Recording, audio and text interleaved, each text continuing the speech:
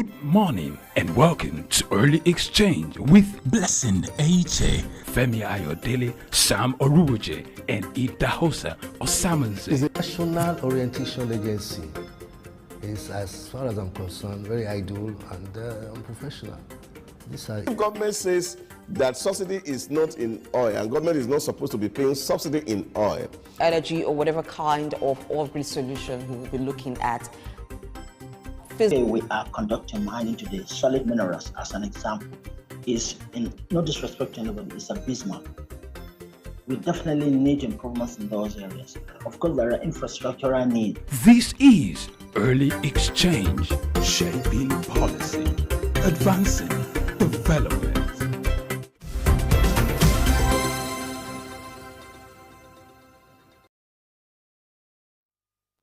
all right, it's another beautiful day. Another opportunity has presented itself for us to look at issues related to business, finance, national development, and the economy. Every day is just like a new opportunity. And this is Early Exchange, and I am Femi Ayodele. As you know, the Early Exchange is all about shaping policy and advancing development. With our conversation, our obligation is to set our agenda to shape policy and advance development in our nation, and by extension in Africa and across the globe. Today we'll be looking at the role of expatriates when it comes to nation building and economic development. That's what we're going to focus on. How significant is the impact of expatriates when it comes to nation building, when it comes to economic development? We're using Nigeria as a case study, and by extension we get to Africa and worldwide. Nigerians are everywhere. So don't forget, it's your program. This implies that you can be part of this conversation by going on our social media platform, on our YouTube platform, to share your view at Souk News. Just search on our social media platform. It's always, there for you to take advantage of it. We hope that you spend the next 3 hours with us would add value to your time, will make your day productive.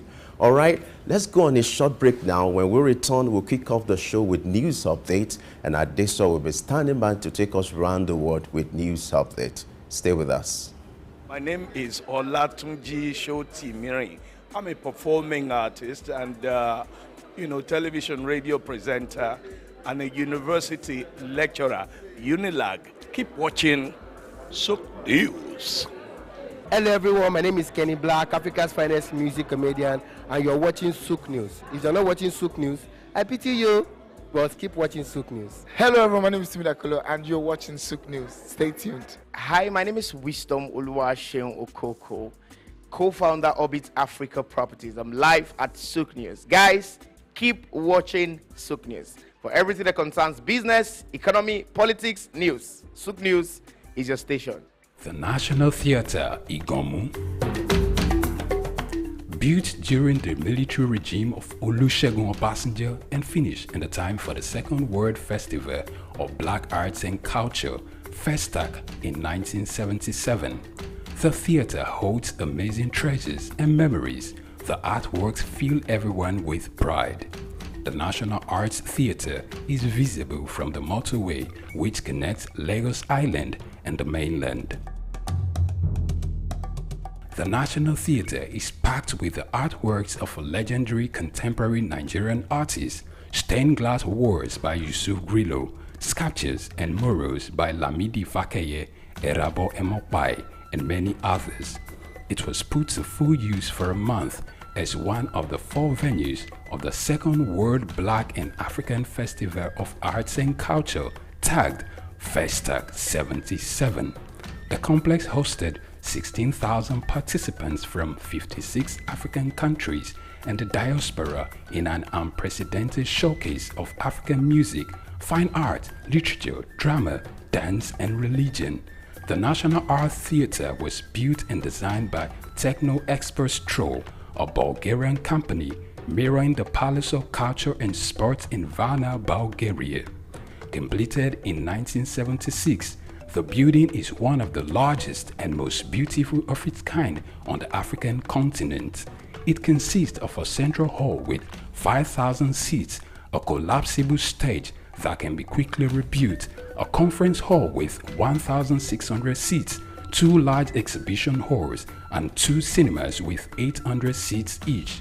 The theater complex has a dressing room for artists, a garage, offices, coffee bars, and a buffet. It has indoor TV and radio systems, as well as booths with facilities for simultaneous translation of languages and hectares of lush green lawn around.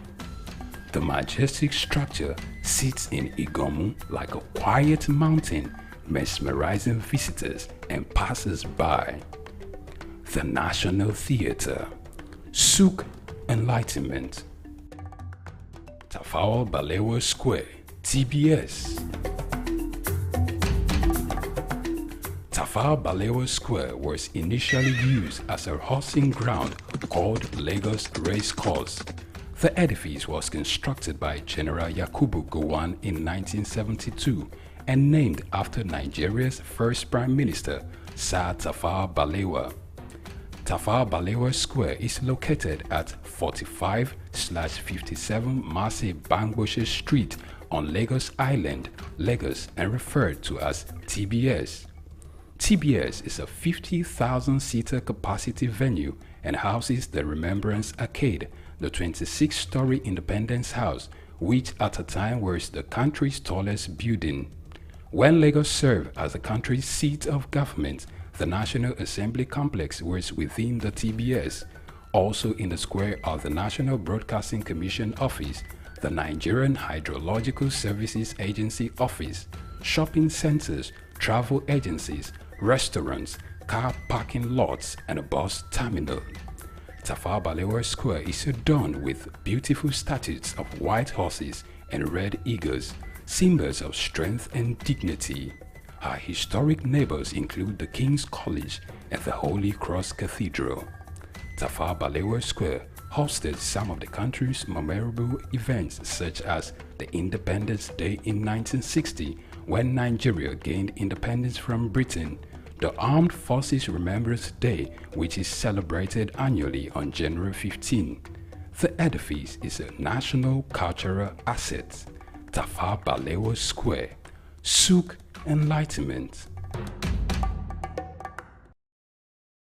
My name is Olatunji Shotimirin. I'm a performing artist and television radio presenter and a university lecturer, Unilag.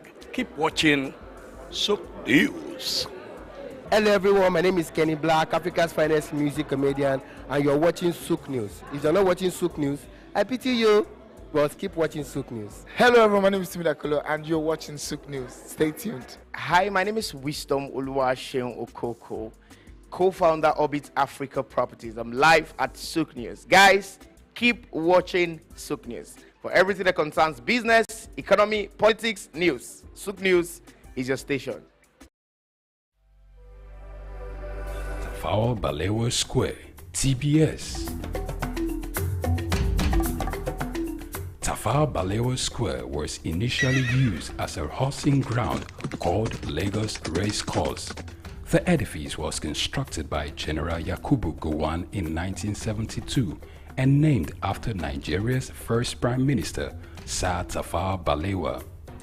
Tafawa Balewa Square is located at 45/57 Marse Bangboshe Street on Lagos Island, Lagos, and referred to as TBS. TBS is a 50,000-seater capacity venue and houses the Remembrance Arcade, the 26-story Independence House, which at a time was the country's tallest building. When Lagos served as the country's seat of government, the National Assembly Complex was within the TBS. Also in the square are the National Broadcasting Commission Office, the Nigerian Hydrological Services Agency Office, shopping centers, travel agencies, restaurants, car parking lots, and a bus terminal.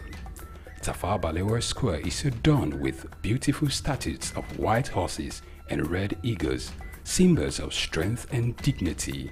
Her historic neighbors include the King's College and the Holy Cross Cathedral. So it should have been. Balewa Square hosted some of the country's memorable events, such as the Independence Day in 1960, when Nigeria gained independence from Britain, the Armed Forces Remembrance Day, which is celebrated annually on January 15. The edifice is a national cultural asset. Tafawa Balewa Square, Souk Enlightenment. Good morning and welcome to Early Exchange with Blessing Eiche, Femi Ayodele, Sam Oruoje, and Idahosa Osamanze. It's a national orientation agency. It's, as far as I'm concerned, very idle and unprofessional. If government says that subsidy is not in oil and government is not supposed to be paying subsidy in oil, energy or whatever kind of off-grid solution we will be looking at. Today we are conducting mining today. Solid minerals, as an example, is, in no disrespect to anybody, it's abysmal. We definitely need improvements in those areas. Of course, there are infrastructural needs. This is Early Exchange, shaping policy, advancing development.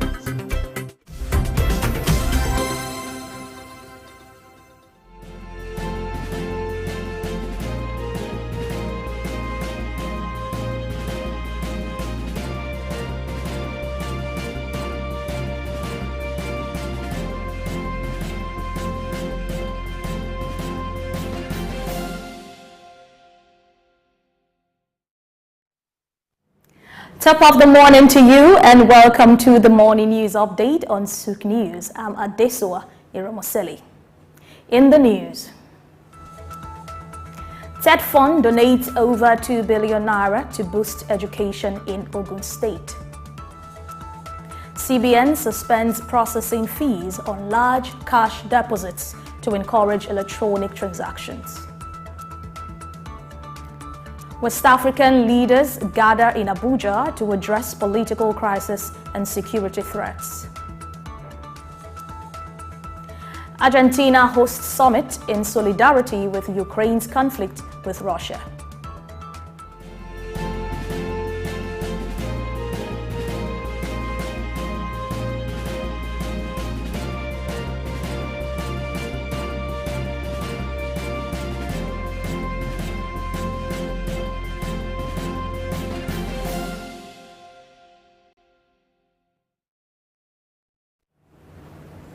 Remember to follow and engage us on all our various social media platforms. We are at Souk News. We would definitely love to hear from you.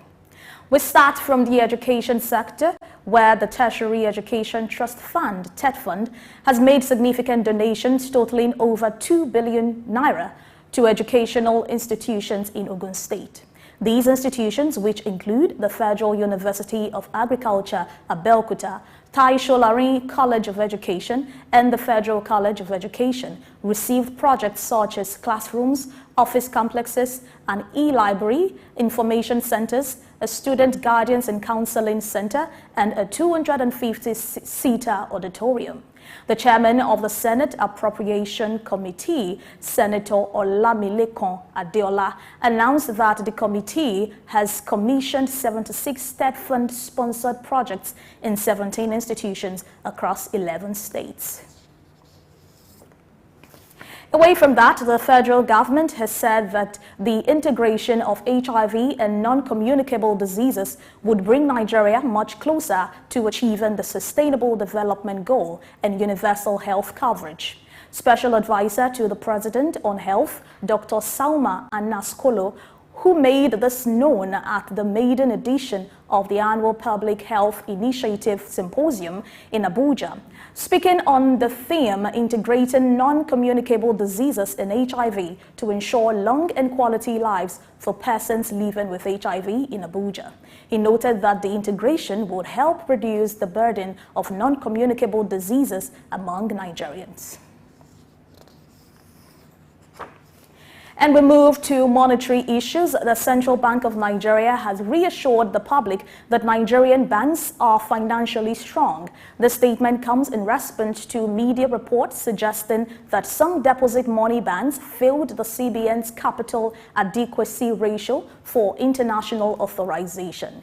The Apex Bank clarified that the banking industry in Nigeria remains resilient, with key financial indicators meeting regulatory thresholds as stated in the CBN Economic Report of 2023.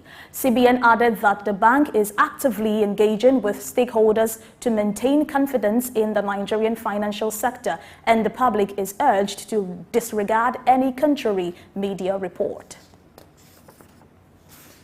Similarly, the Central Bank of Nigeria has announced the suspension of processing fee on large cash deposits. According to a release by the Acting Director of Supervision, Dr. Adetono Adedeji, the suspension, which affects deposits above 500,000 naira for individual accounts and 3 million naira for corporate accounts, will remain in effect until April 30, 2024. The move comes as part of the CBN's effort to reduce cash in circulation and promote electoral transactions.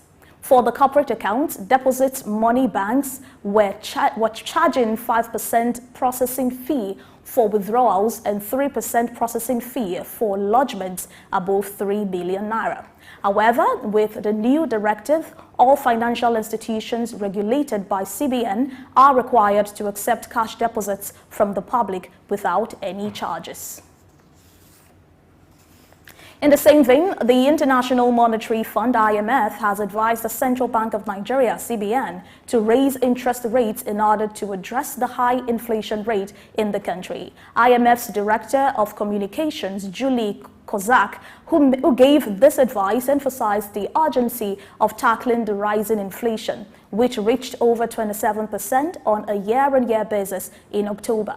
Kozak acknowledged the bank's efforts to withdraw excess liquidity from the system, but stressed the need to increase revenue to create fiscal space for social and development spending. She highlighted Nigeria's low revenue to GDP ratio and the importance of reducing the fiscal deficit while prioritizing social and development initiatives in the budget.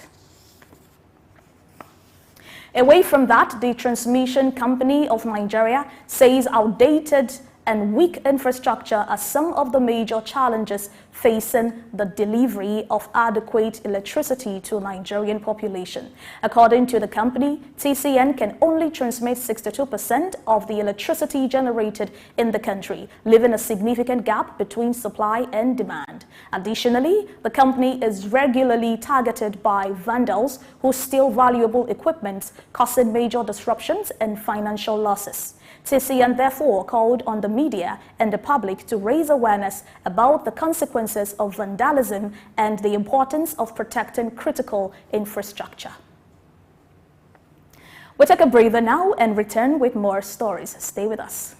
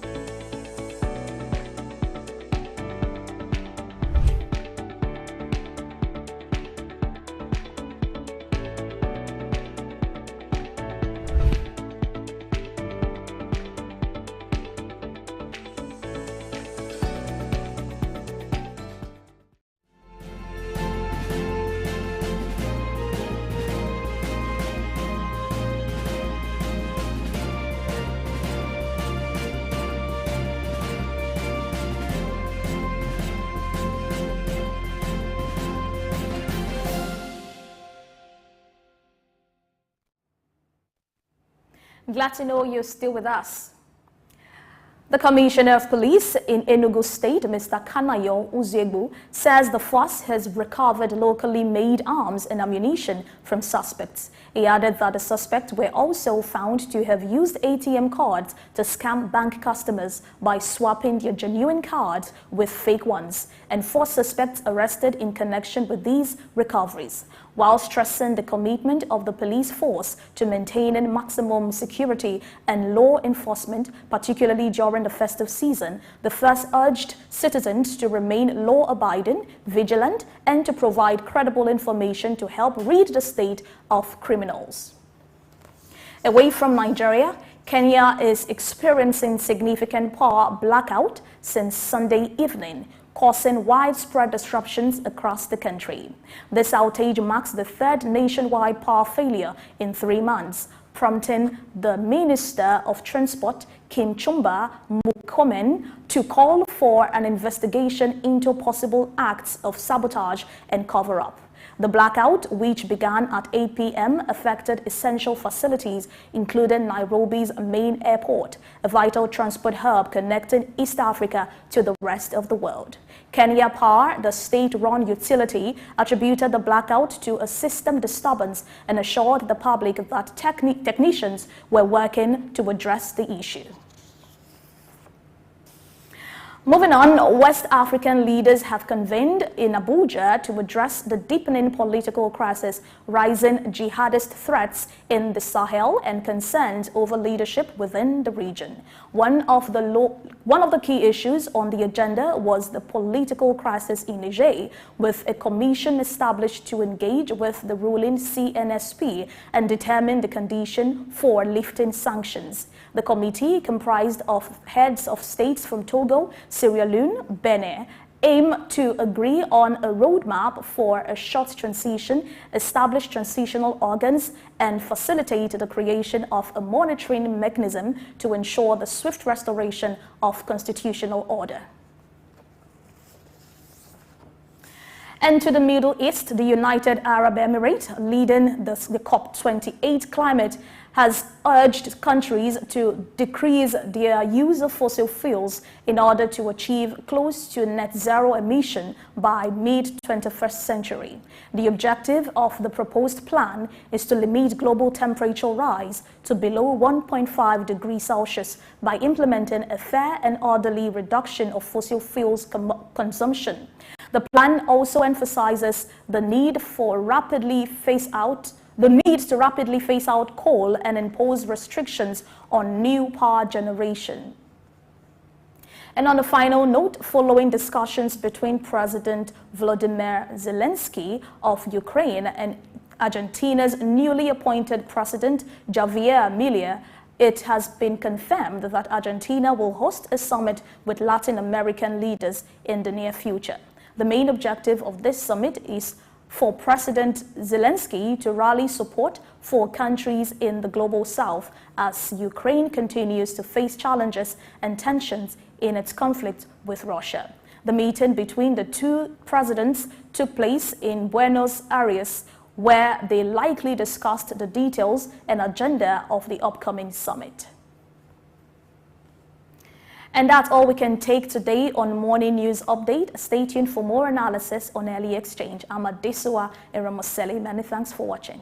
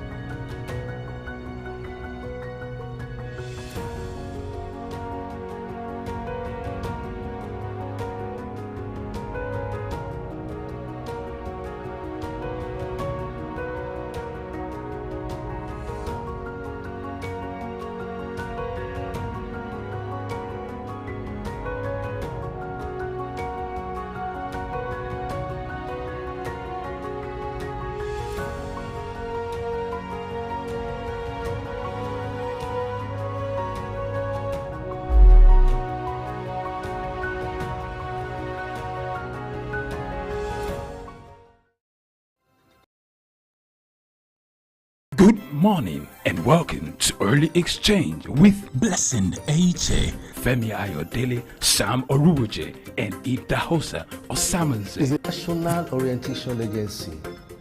It's, as far as I'm concerned, very idle and unprofessional. The government says that subsidy is not in oil, and government is not supposed to be paying subsidy in oil. Energy or whatever kind of off-grid solution we will be looking at. Today we are conducting mining today. Solid minerals, as an example, is, in no disrespect to anybody, it's abysmal. We definitely need improvements in those areas. Of course, there are infrastructural needs. This is Early Exchange, shaping policy, advancing development.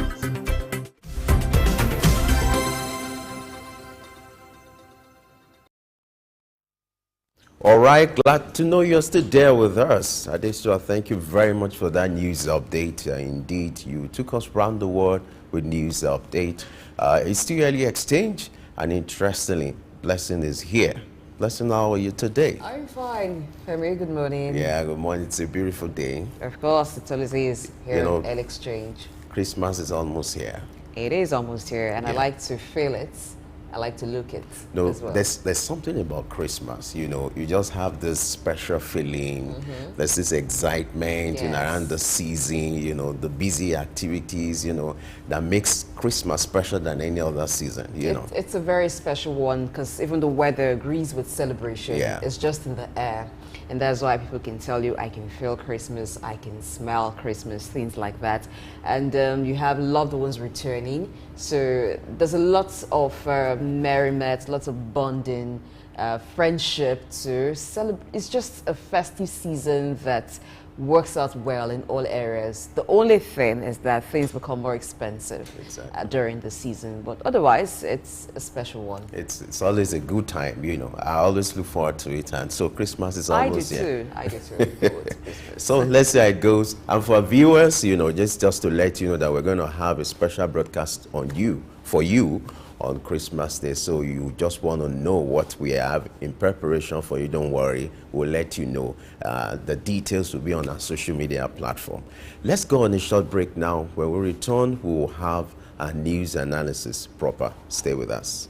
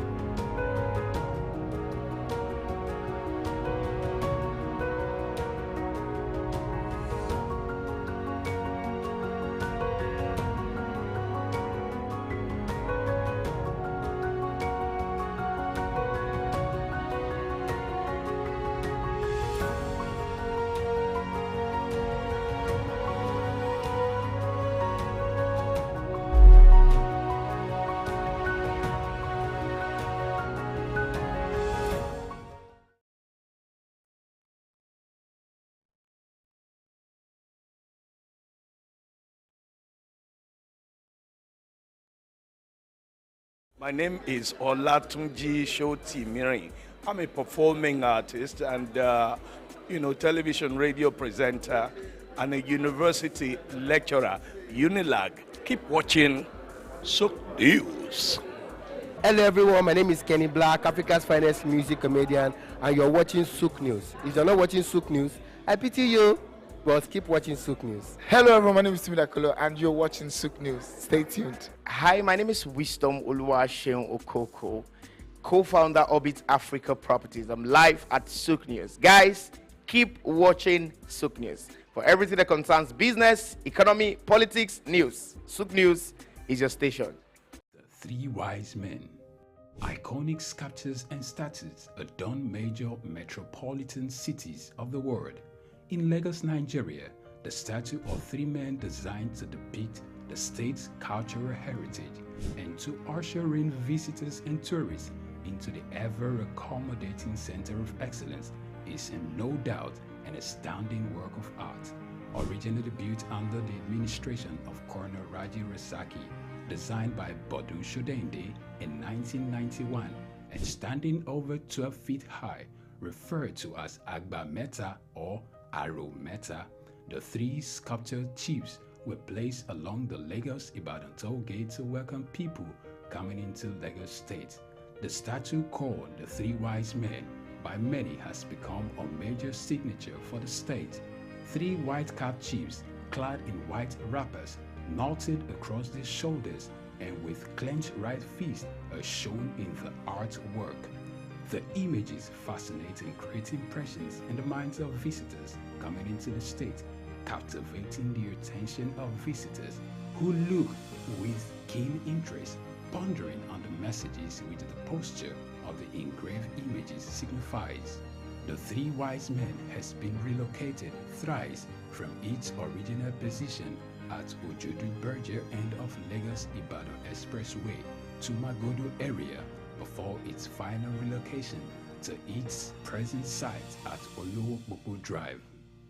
The sculpture has suffered severe damages over the years and renovated. Bodu Shodende, through this sculpture, depicted the highest honor that can be afforded to anyone in the Eko greeting tradition. The Three Wise Men, Arometa, Suk Enlightenment. Morning and welcome to Early Exchange with Blessing Eiche, Femi Ayodele, Sam Oruoje, and Idahosa Osamanze. It's a national orientation agency. It's, as far as I'm concerned, very idle and unprofessional. If government says that subsidy is not in oil and government is not supposed to be paying subsidy in oil, energy or whatever kind of off-grid solution we will be looking at. Today we are conducting mining today. Solid minerals, as an example, is, in no disrespect to anybody, is abysmal. We definitely need improvements in those areas.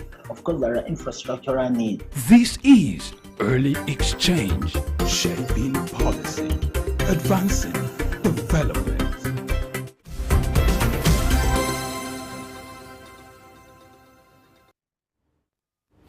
Great to have you back. So it's time for news analysis, where we review the major headlines trending today.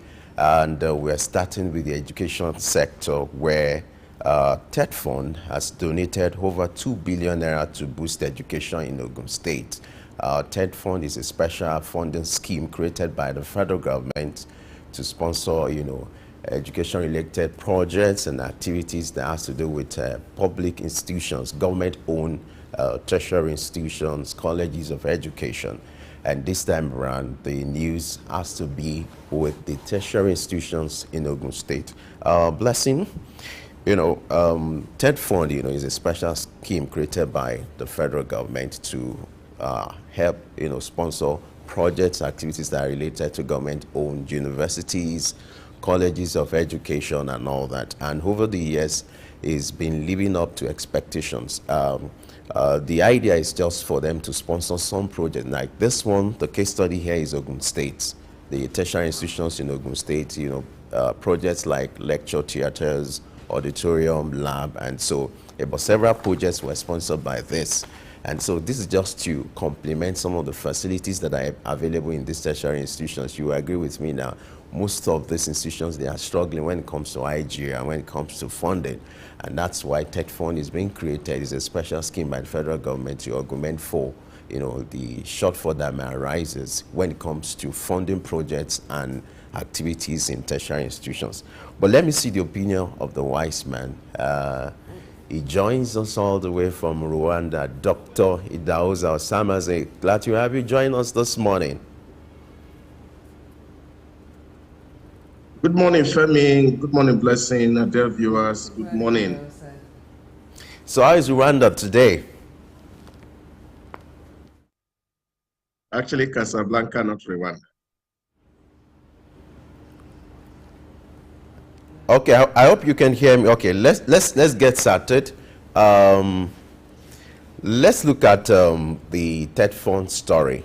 I know your opinion when it comes to the issue of funds, that You're not just comfortable with the idea of funds being disbursed to people just because to serve as palliatives or a shortfall or a short-term plan.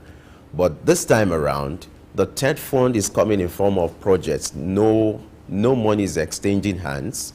So TED fund has decided to sponsor some projects to the tune of 2 billion naira in some tertiary institutions in Ogun State, talking about federal institutions, College of Education, the universities, and some polytechnics in Ogun State. I would like you to talk to us. What do you think could be the impact of this, and what's your take on the fact that TED Fund has done this? Will you agree that TED Fund has lived up to expectation or has been utilized the way it ought to be utilized? Well, my opinion on TED Fund is quite different from what people think or see. Yes, we see across all universities, TED Fund projects here and there scattered across the length and breadth of the university. And this is a fund that is specially paid for by companies that are operating in Nigeria, taking certain percentages of their profits and annually to support TED Fund. And if you look at what TED Fund has received and compared to what you see scattered around the universities across the Federation, I think there's a need for the nation to actually look at how that fund is being utilized. Remember the last time speaking with some members of the Academic Staff Union of Universities and said, oh, they don't even have a say in how that fund is applied. And therefore, really, you see that TED fund gets sometimes into area for me, which are not very, very necessary for them. Take, for example, sometime early this year, we had TED fund complaining about students that they have sent to abroad on scholarship on their country. And of course, they were not returning and the rest of it. And my question was, what is the business of TED Fund giving scholarship to students when ASU, on the one hand, is complaining about infrastructure gap in the university, and on the other hand, they are asking that research is not funded. TED Fund is supposed to provide both physical infrastructure in the universities and then, of course, fund research. That aspect of research funding really needs to be supported strongly by TED Fund. But what many people within the academy determine is that those are the civil servants determine how this fund is used. And I think it would be quite nice that when we are receiving this fund, we are seeing them really affect the institutions that are supposed to benefit from this fund. If these are strategically applied to university, and I can tell you that in a period of 10, 20 years, we can see significant improvement in the funding of our tertiary institution.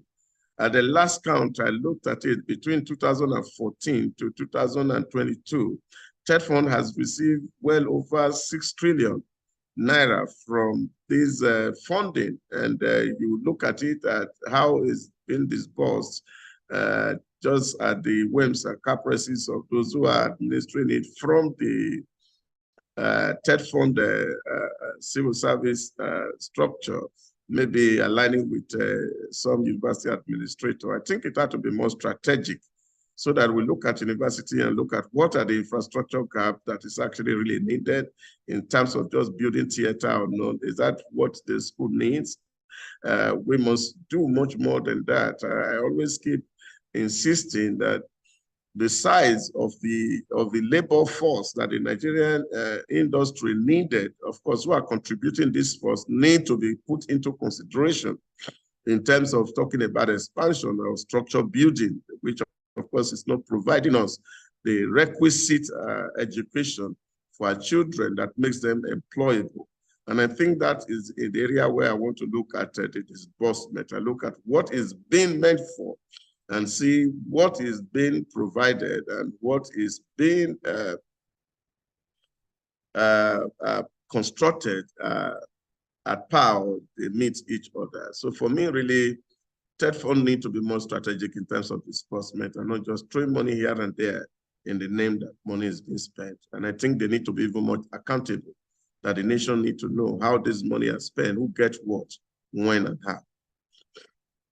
I think channeling the funds, or yes, the funds that TED Fund receives from taxes collected, the 2% tax from the companies pay towards education, should be channeled more into research, providing laboratories and practical courses that institutions have, rather than just building classrooms. Yes, classrooms are good because we understand that in the federal institutions, a lot of times space is a big issue, where you have maybe the number of students in a particular department so much that when they need to have class, some persons are standing outside because the hall is not enough to accommodate all of them. So building classrooms is good, but I don't think it should stop at that, because what you see mostly when you go to public institutions and you see projects done by TED Fund is either an auditorium built, classrooms built, you know, just those kind of physical projects that I think they can do beyond that. But regarding the laboratories, do the institutions have the quality laboratories that they need for practicals? Do they have funding for research, not just by the lecturers themselves, but even by students? So I think these are the areas that we need to be looking at also, because that's the way to develop not just the education sector, but also the economy. Imagine if research is funded by them and it comes up with a solution that helps an industry. So that means that industry grows. So you can actually translate the growth from the education sector into other parts of the economy than just providing what will help people sit maybe in a conducive atmosphere to learn, but does not necessarily translate into economic development. So I'm thinking that it should go around that area too, and not just us seeing blocks of classrooms built by TED Fund. All right, away from education, let's look at what is trending as far as the power sector is concerned. You have the Transmission Company of Nigeria saying outdated and weak infrastructure are some of the major challenges facing the delivery of adequate electricity to Nigeria population. This has been an age-long crisis where the issue of power supply, as far as I was a young boy, I knew this has been a national problem, and it's still a national problem, not just Nigeria, even most across Africa, But here, the issue now has to do with the infrastructure, which over the years, this infrastructure are obsolete. They were built in the 60s. And you expected by now something should have been done to improve the state of infrastructure. And that's why you have this shortfall when it comes to the issue of transmission. To generate is not a problem, but transmission, you can only transmit like what the Transmission Company of Nigeria is saying, and just 62% of what you generate, that's what you can transmit to the national grid. And because of the capacity of the national grid and because the infrastructure is old, so there's a need to do an overhaul in that sector. Let me take you to Idahosa. We're looking at the power sector now, and the Transmission Company of Nigeria has owned up that the greatest challenge has to do with the issue of infrastructure. What's your take on this? Well, this learned helplessness of our people sometimes really make me sick. I don't think TSN should be talking about weak infrastructure or outdated or old infrastructure when it is within their power to regulate the sector and see that revenue comes into that sector. I had the opportunity or privilege to have spoken to one member of that particular agency of government who said that if energy sector, especially the power sector, is run well in Nigeria, that it has the potential of being richer than the telecom. That what the telecom is contributing to the GDP right now, the power sector can do much more. Now, the real issue in that sector is the rot that is in the sector. And that is what the regulators are not looking toward. Take, for example, let's take one leg of that sector, the distribution sector. DISCO took over the PHCN to run it better. And in the last 5 years, had not added anything to that sector. All you see is that the things that they inherited from PACN, they have sold it and make money that they even, government has to support them, even in paying for the license. You see, for me, when you sign a contract with people and they are not delivering, what do? You take about the license. But the collusion between the public and the private sector is the real problem we have in Nigeria, where a lot of people get into government businesses and they are doing things and we are thinking that they are helping us. When we knew that these companies have no capacity to invest in that sector, why did we give them the license to run it in the first place? And if we have since realized that they don't have the capacity to improve that sector, why do we keep the license in their hand? These are the real issues that are confronting us as a nation. And I don't think Nigeria should be talking about power at this age. We grew up to see that complaint. And people are just looking as if they are helpless and they cannot do anything about it. And I think we can do a lot. If our local companies cannot run these companies efficiently, let us invite those who have capacity, those who have the wherewithal to run the industry and make it more profitable and productive. And then, of course, all these challenges that we face that is associated with unemployment and the rest of it, factory closing down, will be a thing of the past. We should be able to bury our heads in the shame and allow people who can do things better do it for us, rather than just come on air and begin to complain and look as if that the problem we have, they are rocket science and they are insurmountable. For me, I think the first question is, whose responsibility is it to upgrade the obsolete infrastructure? Because that complaint has been there for quite some time. Even the discos will tell you too that the infrastructure that they have are obsolete. And then you wonder, this is business. Money exchanges hands at every part of the power sector, from the Gencos to TCN to discos. Money exchanges hands. It is not free. The power generated doesn't go for free. The power transmitted doesn't go for free. The power distributed doesn't go for free. So this is business. And yet, people can come out to say the infrastructure is obsolete. So the question is, who's to upgrade the infrastructure? Is it the public who pay for the power that is also to bring money again? Or is government to allocate funds to the sector that is already privatized? So it's just a thing of people not wanting to make just profit and not wanting to put money back into the business that generates money. Because TCN would gain a lot if your infrastructures are upgraded. That means that the energy that they are losing, they can actually sell. The energy wasted can actually be sold. So it is time for them to see it as business, as it is really, and begin to invest into upgrading the infrastructure. Same thing goes for discos. Discos cannot be telling us that, oh, they can't receive as much as is being distributed, because it is business as well. You and I pay for the power. But if they know that they stand the chance of making so much more when they invest in the infrastructure, we will not be having this conversation. You know, one of the challenges identified by TCN also is the theft of vital equipment. You see a situation where some of this equipment are stolen. By whom? Because you need to have knowledge exactly of those equipment. You need to be able to use them for you to think of stealing. Have the right expertise for you to be and able it's not to something that you just, it's not something that is just on the street. You can just go there and take. Yeah. So things like that, when it happens, it just shows that there's some connivance somewhere. But I'm happy, you know, in recent time, the president had to sign the electricity bill, which gives room for more investment, because the truth is there's a need to decentralize that sector, and that has been done by that signature. You know, the essence of that bill is to give room for investors to bring in money. There's need for fresh investment, especially in the infrastructural area, because over the years this has been a challenge. And so with this, let's hope that private entities would take advantage of that, not just at the federal level, even at state level, whereby you can have private arrangements to tackle the issue of power supply in Nigeria. Interestingly, Nigeria is not alone in this problem.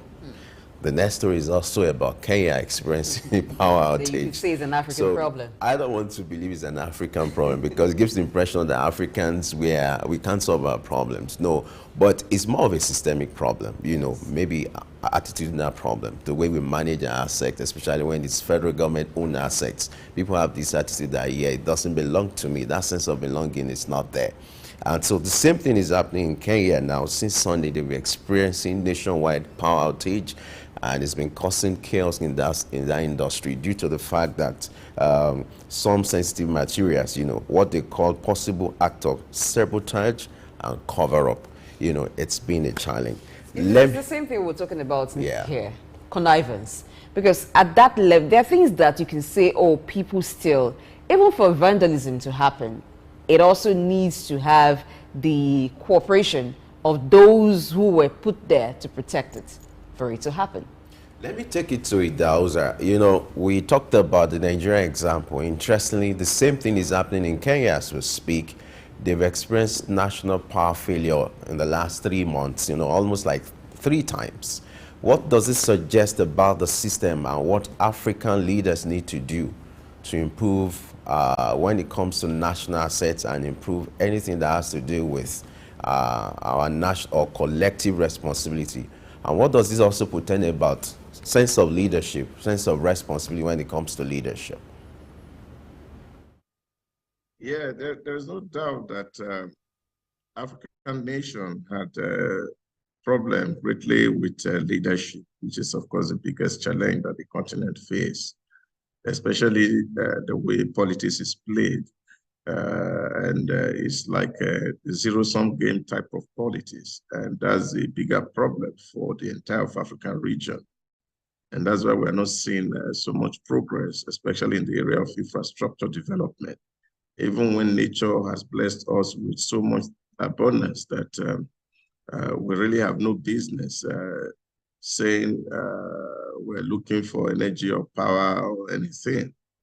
But unfortunately, that's the situation and that's where we find ourselves. And we're just hoping and praying that someday that a crop of Africans will rise up to the occasion and see how to invest in critical infrastructure and then reduce waste in terms of government spending and expenditure. And once that is done, a whole lot of things will just go right. And I think the path for us to actually go in some of all these things is to embrace e-government all across Africa so that at least we can stop revenue leakages. Because power is not free, yet they say it's subsidized by government. We don't really need to know to what extent it's subsidized, how much is invested, and understand if the cash flow that come into this sector and see what government really needs to augment it with so that we can have power delivered to our people. But I think that we need to be much more proactive in terms of looking at issues. And that's why some other climes moved away over 11, 12 years ago from just the conventional source of power. Some are now relying on the different baskets of power from wind, from sun. People are taking from, you know, thermal source and ensure that, of course, there's no disruption at all. We're looking to an Africa that also will be run on conveyor belt, like we see in most advanced countries of the world. And of course, where power, of course, can be guaranteed 100%. And I think that's what Africans should be looking forward toward. Those infrastructure are critical to massive investment from even foreign people. So FDI we are expecting can only come when we put basic infrastructure on ground. And people see that we have enough on the ground to help the businesses of those investors to prosper. Otherwise, we'll just be moving around this circle. All right, let's wrap up our news analysis with this adversary coming from the IMF, you know, advising the Central Bank of Nigeria to raise interest rates in order to address the high inflation rate in Nigeria. You know, for some months now, Nigeria has been battling with high inflation rate. As we speak, as at the last figures released in October, it's about 27%, and it's been so double digits, and it's been so challenging for our economy. But now the IMF is of the opinion that if the central bank consider the need to increase interest rate, it will also address the issue of high inflation. Let me take it to I would love to know why you're smiling, Blessing, but let me take it to Idahosa quickly so that the advice is making me smile. So this advisory coming from IMF, do you think it's a form of political or economic interference, if I may put it that way? Or is just the fact that IMF is being objective, the need for central bank to hike, interest rate at this season and at this time that our inflation is at about 27%? I think we know what to do. We don't need the IMF advice in this direction because it's ill-advised. I think they also need to study what is a component of our inflation and where it's coming from. Increasing, of course, the rate of lending rate for us as a nation will definitely also increase the prices of food, which is the primary source and the driver of inflation in Nigeria. And I think that any lay economists should know that. And I don't think Nigerians should fall to those arguments of the IMF that directing how our economy should be driven. Nigeria economy inflation is not driven by excess of money. There's so much poverty in the land. People cannot afford even what is produced at the moment.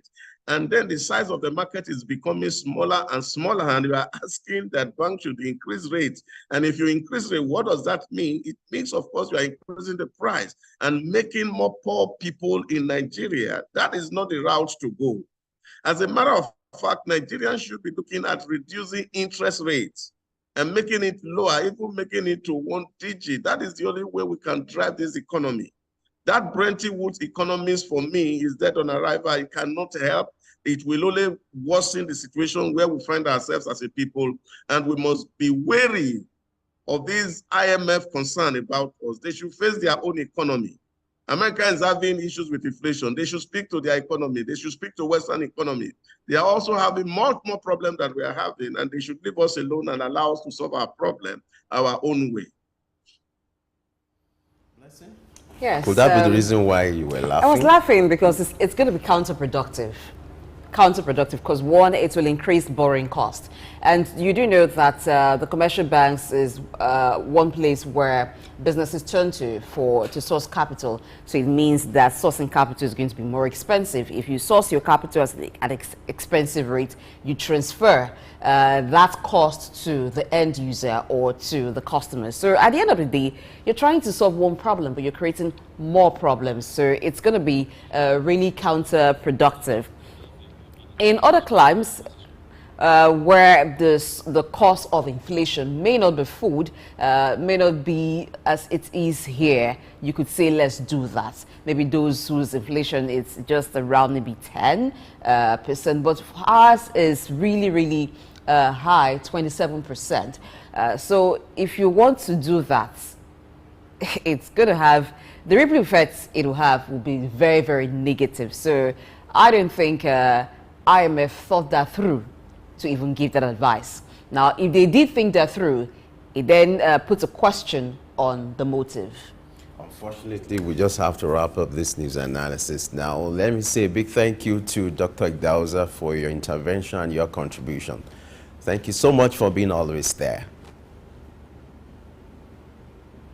Thank you, Femi, and we do wish you a very lovely day. All right, that's great. We just have to wrap up now. Blessing, thank you for your intervention too as well. Okay, even though I'm not IMF. All right, we'll go on a short break now. When we come back, we'll kick off our conversation for today. What is that going to be? I talked about it earlier. So get set as we talk about the impact of expatriates when it comes to nation building, their roles when it comes to economic development. And that will take place after this short break. Stay with us.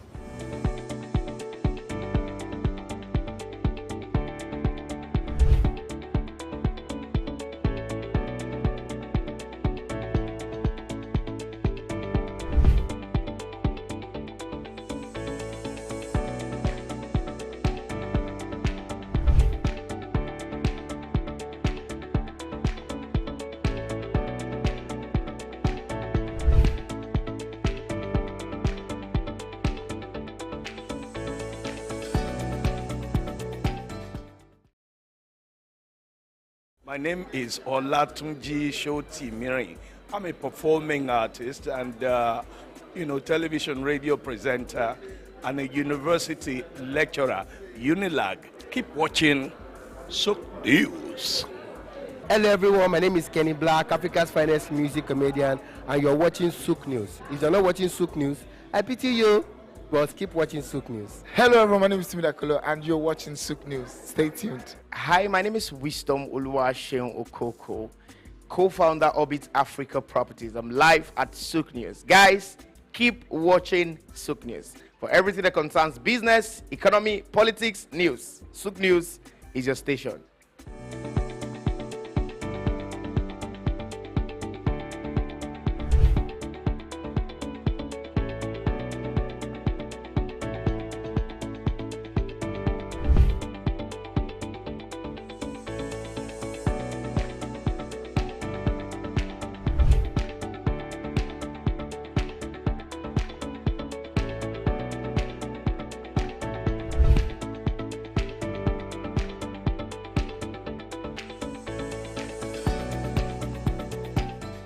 Hi, my name is Fred Amata, and you are on to Sook News.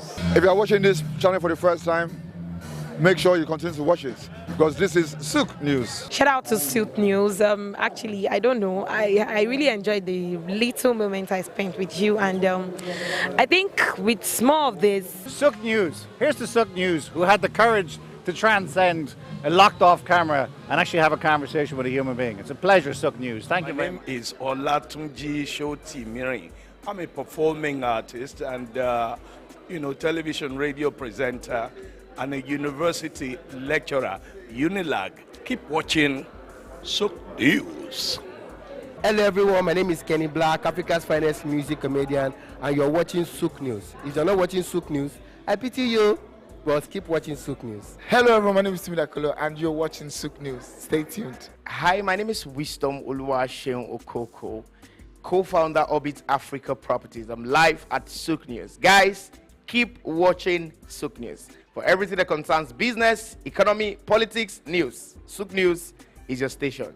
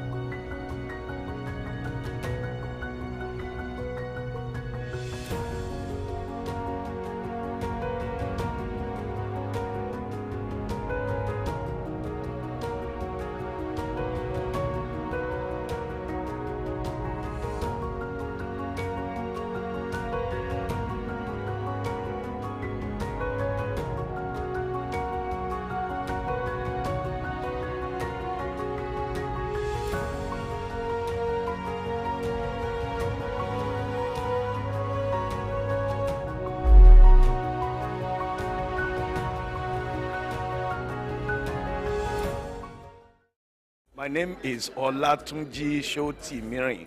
I'm a performing artist and, television radio presenter and a university lecturer, Unilag. Keep watching Sook News. Hello everyone, my name is Kenny Black, Africa's finest music comedian, and you're watching Sook News. If you're not watching Sook News, I pity you, but keep watching Sook News. Hello everyone, my name is Timidakolo and you're watching Sook News. Stay tuned. Hi, my name is Wisdom Oluwaseun Okoko, co-founder Orbit Africa Properties. I'm live at Sook News. Guys, keep watching Sook News. For everything that concerns business, economy, politics, news, Sook News is your station. Good morning and welcome to Early Exchange with Blessing Aiche, Femi Ayodele, Sam Oruoje, and Idahosa Osamanze. It's a national orientation agency. It's, as far as I'm concerned, very idle and unprofessional. If government says that subsidy is not in oil and government is not supposed to be paying subsidy in oil, energy or whatever kind of off-grid solution we will be looking at. Today we are conducting mining today. Solid minerals, as an example, is, in no disrespect to anybody, it's a bismarck. We definitely need improvements in those areas. Of course, there are infrastructural needs. This is early exchange, shaping policy, advancing development.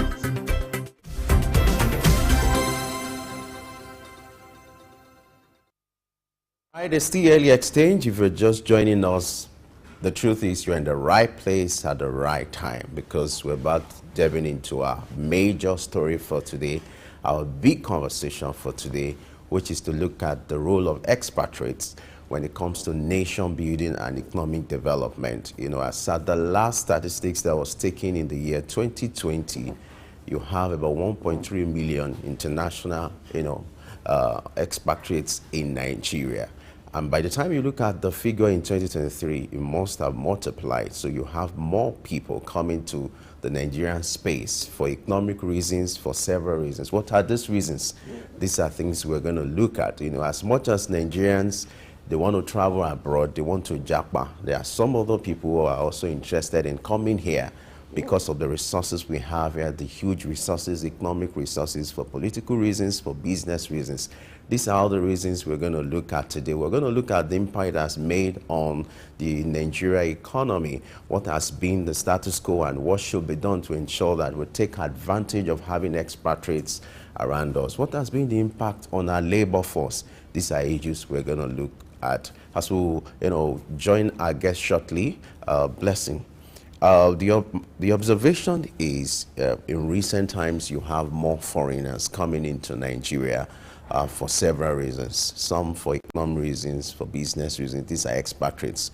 They are not just from Europe, just from Middle East, even from neighboring African countries. You have people from Togo, from Ghana, coming to Nigeria in droves.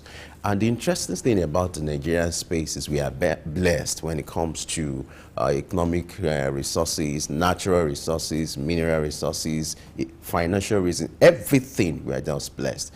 And the statistics have shown that we have more expatriates coming from UK, from US, from Lebanon, from China. You know, you have more Chinese men here or Lebanese here coming here for different reasons, because some of them are artisans, they're into labor work, and so they've seen this place as a hub for their businesses and a way to even maximize their skills. So the impact on that on our economy is very huge. Some of them are coming with funds, the impact on FDI, foreign direct investment, which in recent time our government has been clamoring on increasing the FDI coming into Nigeria. So some of these expatriates are coming with their investment, are helping what we call portfolio investment, which will also help the liquidity in the country. Some of them are also coming with their skills, exchange of skills for trainees. There are some of these expatriates who are in Nigeria as coaches or facilitators or lecturers to train our people. And you have that exchange of ideas, exchange of knowledge, exchange of intelligence, which is also helping when it comes to the issue of exchange of skill. Another impact has to do with the issue of labor, whereby you have expatriates coming into the labor force. Some of them are MDs of companies, some of them are representatives of their, countries in Nigeria. So by and large, you look at, the impact of this on the nation building and economic development in Nigeria has been very huge. It has its side effect, which we also look at, because for every good thing, there are two sides to a coin. For every good thing, you always have the other side. How Nigeria has been able to manage the other side, which are the challenges associated with having expatriates here, it's also another thing, because it also gives room for competition between, the expatriates and the locals here when it comes to job opportunities, when it comes to available spaces, when it comes to economic resources. So it also gives room for competition. But by and large, if you look at it, in my own opinion and estimation, I think the demerit outweighs the other side. Or the merits outweighs the demerits. Yes. Okay, that's your opinion. All right. Expatriates normally should be skilled professionals who leave their own country and then go to another country to work.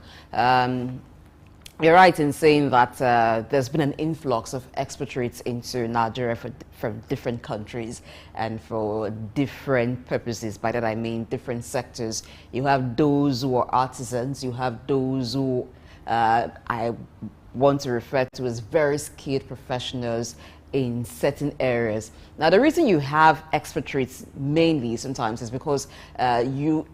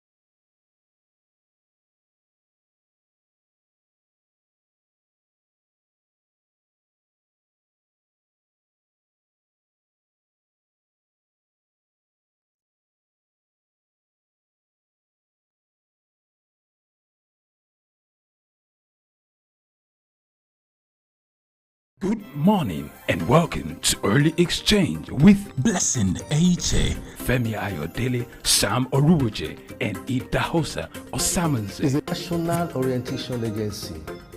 It's, as far as I'm concerned, very idle and unprofessional. If government says that subsidy is not in oil and government is not supposed to be paying subsidy in oil, energy or whatever kind of off-grid solution we will be looking at. Today we are conducting mining today. Solid minerals, as an example, is, in no disrespect to anybody, is abysmal. We definitely need improvements in those areas. Of course, there are infrastructural needs. This is Early Exchange, shaping policy, advancing development.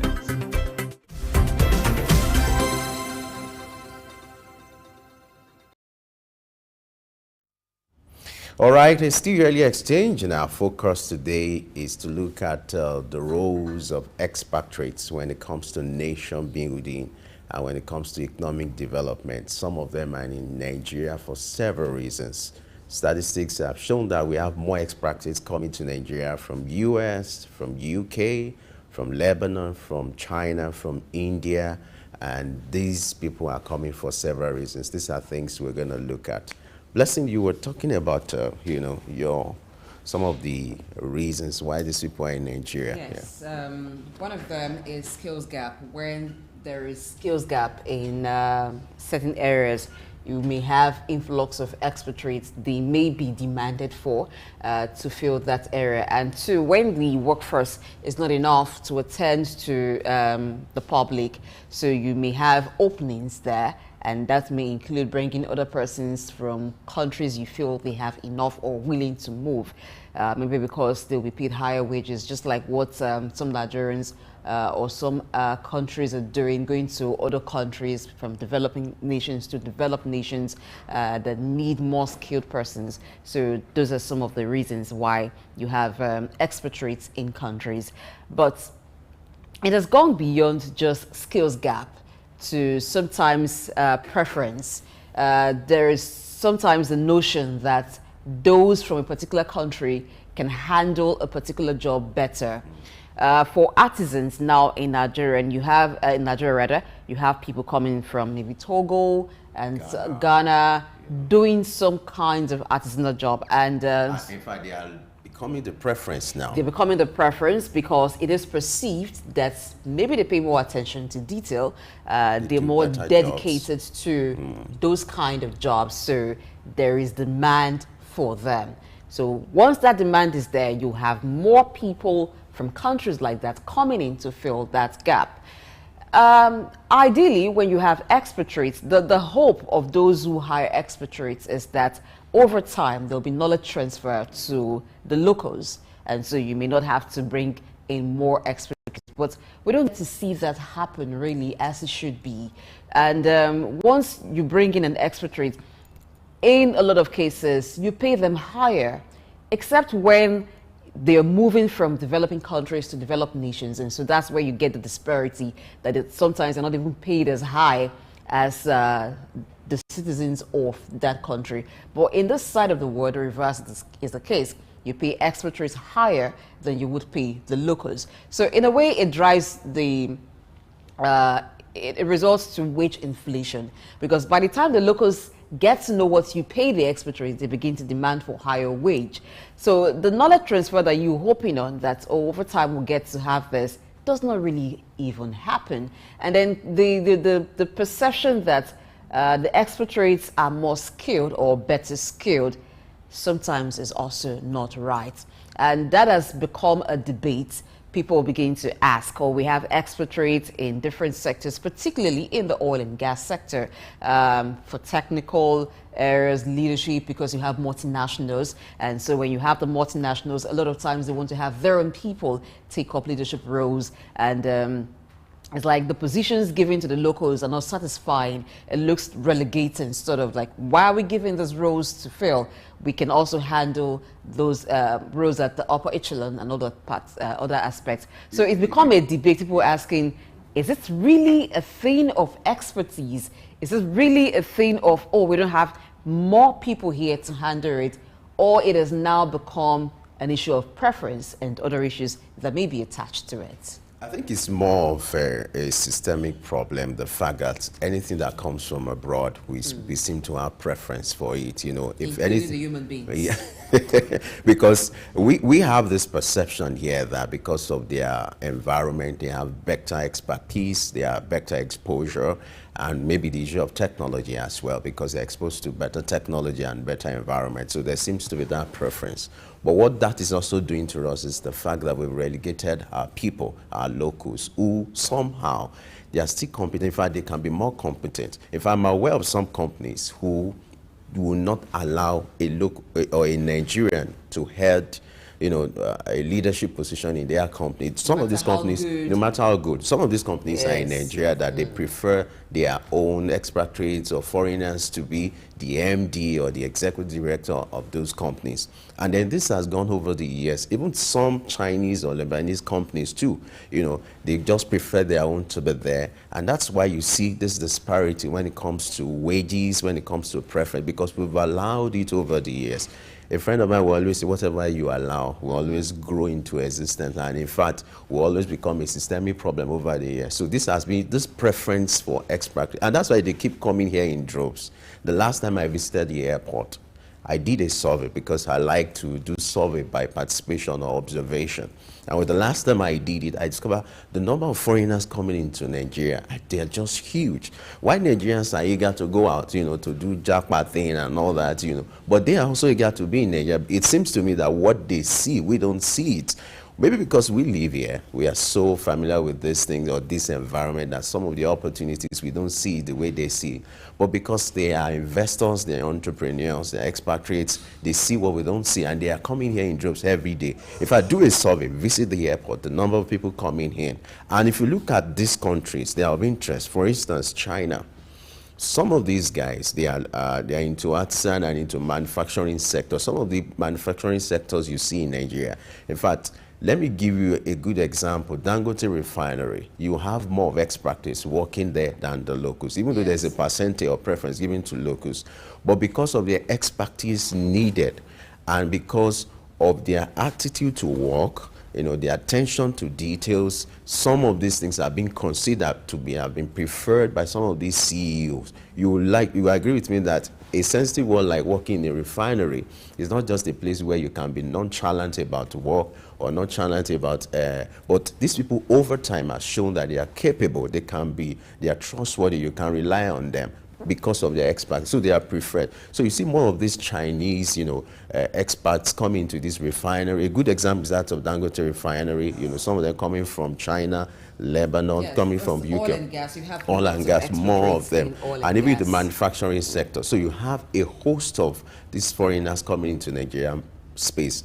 But what worries me is the fact that some of the jobs, the artisan jobs or vocational jobs that could be done by people in Nigeria are now being taken over by expatriates from Togo, Ghana. You know, the last time someone was talking about plumbing work, and it was like the preference was for one Togolese whose name I won't want to mention, you know. I said, because he did a job. You wanted to do your ties, you wanted to do the flooring of your house. You see that these people are everywhere.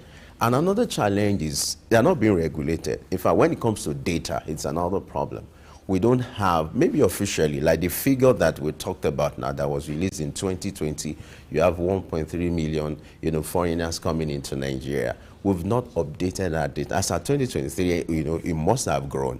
And so another challenge is we don't have, it may be the Immigration Service or the Ministry of Interior could have that data, but whether it's in the public space is another argument, you know. So we don't even have a database to tell us the number of expats, the exact number of expatriates in Nigeria. Maybe officially, those who go through the official route, they're in Nigeria, we can know them. But you know, there are other unofficial routes in Nigeria. Particularly for those who are artisans and coming from neighboring countries. Really, it's unofficial a lot of times. And you talked about two things. One of them, you mentioned that for the expatriates who come in, perhaps they see what Nigerians do not see. That is one key point. Because while some Nigerians are busy making arrangements to Japa, they are blindsided to a lot of opportunities. And I wouldn't really blame some of them too, because if you were to bid for or to apply for a job with an expatriate, you have same qualification, chances are the expatriate will be picked over you because of the preference and the kind of idolizing that we have for a kind of a certain skin color or of other races. And then for those who are the artisans from neighboring countries, you see, some Nigerians have relegated those kind of jobs. They see it as too menial for them to do, and so they don't want to take up these jobs. But people from other places find those jobs as good enough for them to do. So that is part of the reason why some Nigerians are neglecting those kind of jobs. They don't want to do that. It's like it's beneath them. And now they've stolen the show. So you have people from other places who feel it's good enough for them, the pay is good enough for them, and then they're taking it. It's now becoming the problem that they are now having a very stiff competition. So it has to be based on trust now for someone to have hired you, trusted you and know, oh, you're as good as them or better than them for you to be hired. Because over time, the impression created is that you don't like that kind of job. You're not even serious with it. So those who are serious with it are given the job. All right. Interestingly, to shed more light on this, we still have our in-house analyst, Dr. Idauza Samanze, joins us virtually. Dr. Idauza, glad to have you join us once again on this segment. Yeah, my pleasure to be here. All right, so we're looking at the role of expatriates when it comes to nation building and economic development. I would like to have your take on what you think are the roles, the ideal roles of expatriates when it comes to nation building, and what are the economic implications of having expatriates in a place like Nigeria? Yeah, there are fundamental roles that they have to play because they come to supply the skill gaps that you don't have locally to be able to do some certain job until you are able to close those gaps. And then, of course, you have your locals doing those jobs. So most of the time, we look at it and can see Blessing saying if you have somebody who has a foreign certificate with somebody with local certificates, you tend to have preference. I don't think it's just necessary preference. The real preference is based on what people can do with certificate. We have a lot of jobs as we speak right now in Nigeria that are looking for people to fill, and you don't have the right skill set to do those jobs. So those are the issues that confronts us. It's easy to say, oh, I'm a mechanical engineer. And then, of course, you cannot even open the boot of a vehicle to know where the plugs are located. So these are the issues that have to do with a very faulty educational curriculum, which we currently run, that does not prepare people for employment. And I think that's one issue that we have to talk about, especially in the area of high technical jobs. The world has also transited. About 20 years ago, if you're counting top companies globally, you'll be looking at oil companies, and they were making so much money, manufacturing companies that were into fast-moving consumer goods. But when you look at the ranking today, you will see them at the bottom of the 10 because new jobs are coming, new skills are being learned, but our curriculum has not been able to adapt to make people suitable for these jobs. And I think this is the real challenge that we face. Dangote is not having preference for Indians or Lebanese to do work. He's only looking for people who are competent enough to drive the industry that is playing in. And it's a very highly strategic and technical industry. It's not a place where you need to gamble. You have to put people who knows the work to do the job. Otherwise, your investment will be wasted. And I think that's one area that we as a people will need to focus on. How do we really make Nigerians school produce graduates that are employable? A lot of people are complaining, even within public service. I was having a conversation here yesterday. People complaining real of people who are not competent, but they have certificates that are issued to them to do work. I think this is a problem that needs to be faced head on. I said to them here yesterday, Jackpot syndrome should be a blessing to us and not a curse. And what that means is that actually we can invest so much in education and train personnel that we can ship abroad. And then, of course, we'll have diaspora remittances in drove that can even make us earn more than Egypt from that diaspora remittances. So these are the issues that we should consider. When you come back to the other side of the artisanal job, you have that even people, if you want to fix a POP and you have somebody do it for you, it's not done very properly because training here also are not supervised. And people just get into apprenticeship and no certification, no standardization. Nobody tells them that this is how work should be done. Measurements are not done rightly and all that. And they don't even have a sense of common arithmetic to do measures, and therefore you see steps are not aligning and things like that. And so that's why a lot of people prefer people who come from Benin Republic, Togo, because there you have certification. And if you remember in the early 70s, in the 80s, all artisans in Nigeria used to qualify for an exam they call City and Guild. And this standardized the process, and you have people who really could work. And if they were plumbing, they were doing plumbing well, very well. If they were mechanics, and they were really good at the trade. But now you don't have those certifications anymore. And people can't even take the patient to learn the work very well for them to start delivering. These are the challenge that we face, and we must find ways to see how to compensate for this gap in skills, and also know that there's a transition from the way work used to be done and the way work is done right now. And if our curriculum cannot accommodate this, we continue to have this skill gap. And while we are crying that our people are unemployed, and some people will come to our nation and continue to take the job. And I think that's the challenge.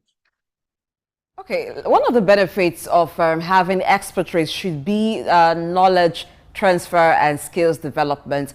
Are we having that right now with expatriates in the country? How can we have that kind of benefit? Well, I think in procurement today, there's a way they put it. They call it value engineering, where you are actually trying to procure a particular product. You are asking the person who is the original manufacturer to provide training for those who are going to maintain that equipment. But understand that there's nobody who wants to transfer knowledge to you pro bono, because of course that's also what they rely on. And that's why a lot of people talk about Chinese and the stealing of technology. It also would depend on people who have enough patience to look at what other people are doing and learn on the job and train on it. That's also a very big challenge which we face. Yes, the man is ready to do his work. It is you who has been hired to do the job that should learn. It's not the onus is not on the person who knows the job. It's you who is seeking the knowledge that be ready to transfer. One of the things that you see, especially in our workspace today, people are very lazy and they are not ready to learn new technology, and they look at it and they feel that it's just worth it.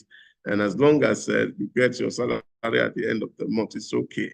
So expert will only transfer knowledge to people who are willing, and if you are not willing, there's no way you can benefit from such skills. So I think that we need to have the right attitude to work for a start, and that is missing at the moment, that people really place so much value and emphasis on money than actually what we are able to do. So if people understand this, that they are going to benefit in terms of assisting and helping people to carry their bags, they say it in the scripture, is that pouring water on the hands of the prophet. That is what it means. And then you can learn it straight. So if we don't do that, there's no way it can be transferred. Another issue here is the preference for expatriates, and this has led to a situation where you have payment gap between expatriates and locals, where they are well paid, especially in foreign currencies, and because of the preferences. Now, what does this suggest about our system, and what can be done to correct this disparity when it comes to wage gap? Well, there are a lot of things that you have to put into consideration. The people who are hiring, they are not hiring because people have skin. They are only hiring because people have expertise. to do job. And so if you're asking somebody to travel from here to Spain to come and do job, you have to also factor in the fact that this person has to buy ticket to go back to his country. He has to come in here. He has to live in a place, of course, that's conducive. You have to provide security for him and the rest of all that. And that, of course, will add to what he's earning at the end of the day. So you don't just, the pay is not just because they are colored people. It's also to look at what they are bringing to the table, the kind of skills that they are bringing. If I have competent skills at home, why will I be looking for expatriates? We have been trying to implement augmented reality for a long time now. We have not seen any competent hand around to do it. So if you have to bring somebody in from elsewhere, you can't say, oh, because it's you are editor and this other person is editor, you have to be paid the same. It's the job that you are doing that you will be paid for. So this is where I'm talking about how we are going to up our ante in terms of revising our curriculum so that people can be fit for the job they do. Expatriates come to fill a gap that does not exist locally and most of the time. And that is what you see. I see a lot of argument when people say, oh, if you get into the banking sector, you see a lot of our people who are very good on the IT, but go and check it at the back end, who is doing the work. It's the expatriate that is doing the work at the back end. They just give you some road to fill in the front end. So these are issues. So we must look at it that when jobs get really tough and you have to be calling parent companies who have to send in somebody to fit the job. So if you have somebody who has the right skill, I don't think nations just necessarily have preference or want to pay people from outside because companies want to make profit and nobody want to spend such huge amount of money to bring in somebody from elsewhere to earn so much money because he just have a preference for color. Okay, let's look at inclusion and diversity. Yes, because of certain skills gap, you may need to bring in people from other parts of the world, and it's not just a Nigerian thing. Globally, you have people from different countries working in a particular place. So how can companies ensure that even the locals and the expatriates, they're well treated and nobody feels like they're being regulated, like we see sometimes in the oil and gas sector where the locals complain of not getting good enough treatment compared to the expatriates? Well, it depends on the locals that are complaining. And I think that if they have same and equal skills, they earn same wage and they are treated same. It depends at what level you're playing. You see, there are laws, especially in Nigeria, they call it the local content law, which enables people, any company, whether they are foreign company or even local company, to ensure that they have some measure of local people who work in those places. Those laws are there. But you understand that it is the value that you are worth that people will pay you. And they call it collective bargaining in employment. If I want to employ you, you have to bargain and you have to tell me what you are worth and what you are going to bring on the table. And I think that's what company does today. Nobody is really going to say, I'm going to give anybody a flat rate. Tell me what you are worth and tell me what you are bringing to the table. And then we will have to price it. And so if it's okay by you, great, you take the job. If it's not okay, then you move somewhere else. Now, a situation where, of course, bargaining is done at your employment, and then you are coming and say, somebody who bargained and had a stronger bargaining power is anymore, and you are talking about leveling it up. I don't think that is what is the issue. So what you are bringing to the table and what value you place on yourself is what the company will be ready to pay. All right. You will agree with me that there are two sides to a coin. And I would like you to paint the two sides now, the two sides. Give us a picture of what the demerit will look like and then the merit of having expatriates, especially when it comes to economic development and nation building.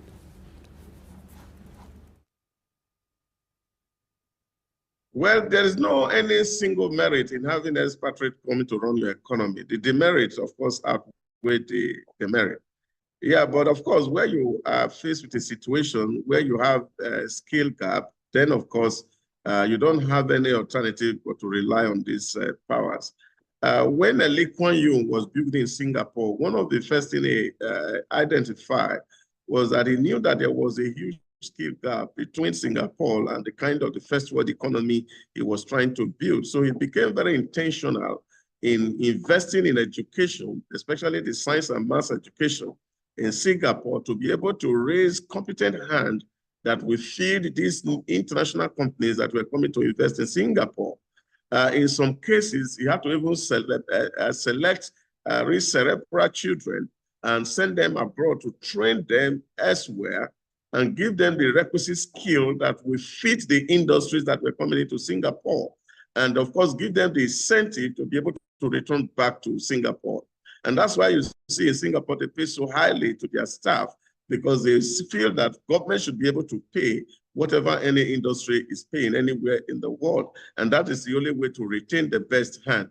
So, but what they did intentionally was to train their own people elsewhere and impart them with new skills that will service the industries that were being established, especially in the financial service sector. So I think that's what we need to do. We need to be intentional in terms of our training. It's not just enough to send people to school and we carry certificates and the certificate cannot actually produce results. And I think this is a situation where we have found ourselves as a people. We have to be intentional in terms of training. We train people and give them skills that will be able to help the industries. And that is what it is. So if you're in the IT sector, you have your computer department, computer engineering, they are able to actually train people and give them hands-on skill that they are able to function in the workspace. So this is the issue. And once we are able to address this, we will become better people. And then, of course, we don't need to rely excessively on expatriates to do our work. The economic benefits of expatriates, apart from the fact that they're filling certain roles which may not be locally, they can't be filled, what other economic benefits are gotten from having expatriates? Yeah, but that's what it is. All the fintech issues that we are seeing today is because you have a lot of people that are coming to work around you. So all this make life very simple and easy. And so the world is transitioning and new technologies are emerging every day. You need people who know the technology to be able to implement it where you are. Otherwise, you will be left behind. And so that's the function they come to fill. They are not just coming for common's sake. They are coming because there's a role or a gap that needs to be filled. And so they bridge those gaps for us. And then, of course, we can also function and enjoy the benefits which other countries or developed countries are enjoying. And so they brought those skills to us to be able to get and tap from it. And that is where it is. But the point I'm making is that if you have this skill locally, you don't need to have them. Of this development where you have more Nigerians are leaving Nigeria, and in fact some are still eager to leave in the name of Japa, but on the other hand you have more expatriates coming into Nigeria in droves because of the opportunity. What do you think is largely responsible for this, and how can we manage this so that we won't have a shortfall when it comes to nation building and economic development? I think it's a simple mindset challenge that a lot of people have. I also blame politicians for the kind of narrative that we carry about our nation.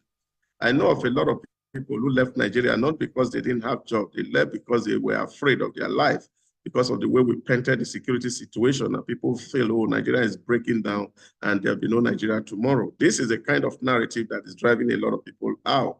And then, of course, a lot of people are also misinformed by human merchants who are also leveraging on people and say, oh, I can take you to Canada, give me 2 million and 20 million, and people are investing heavily.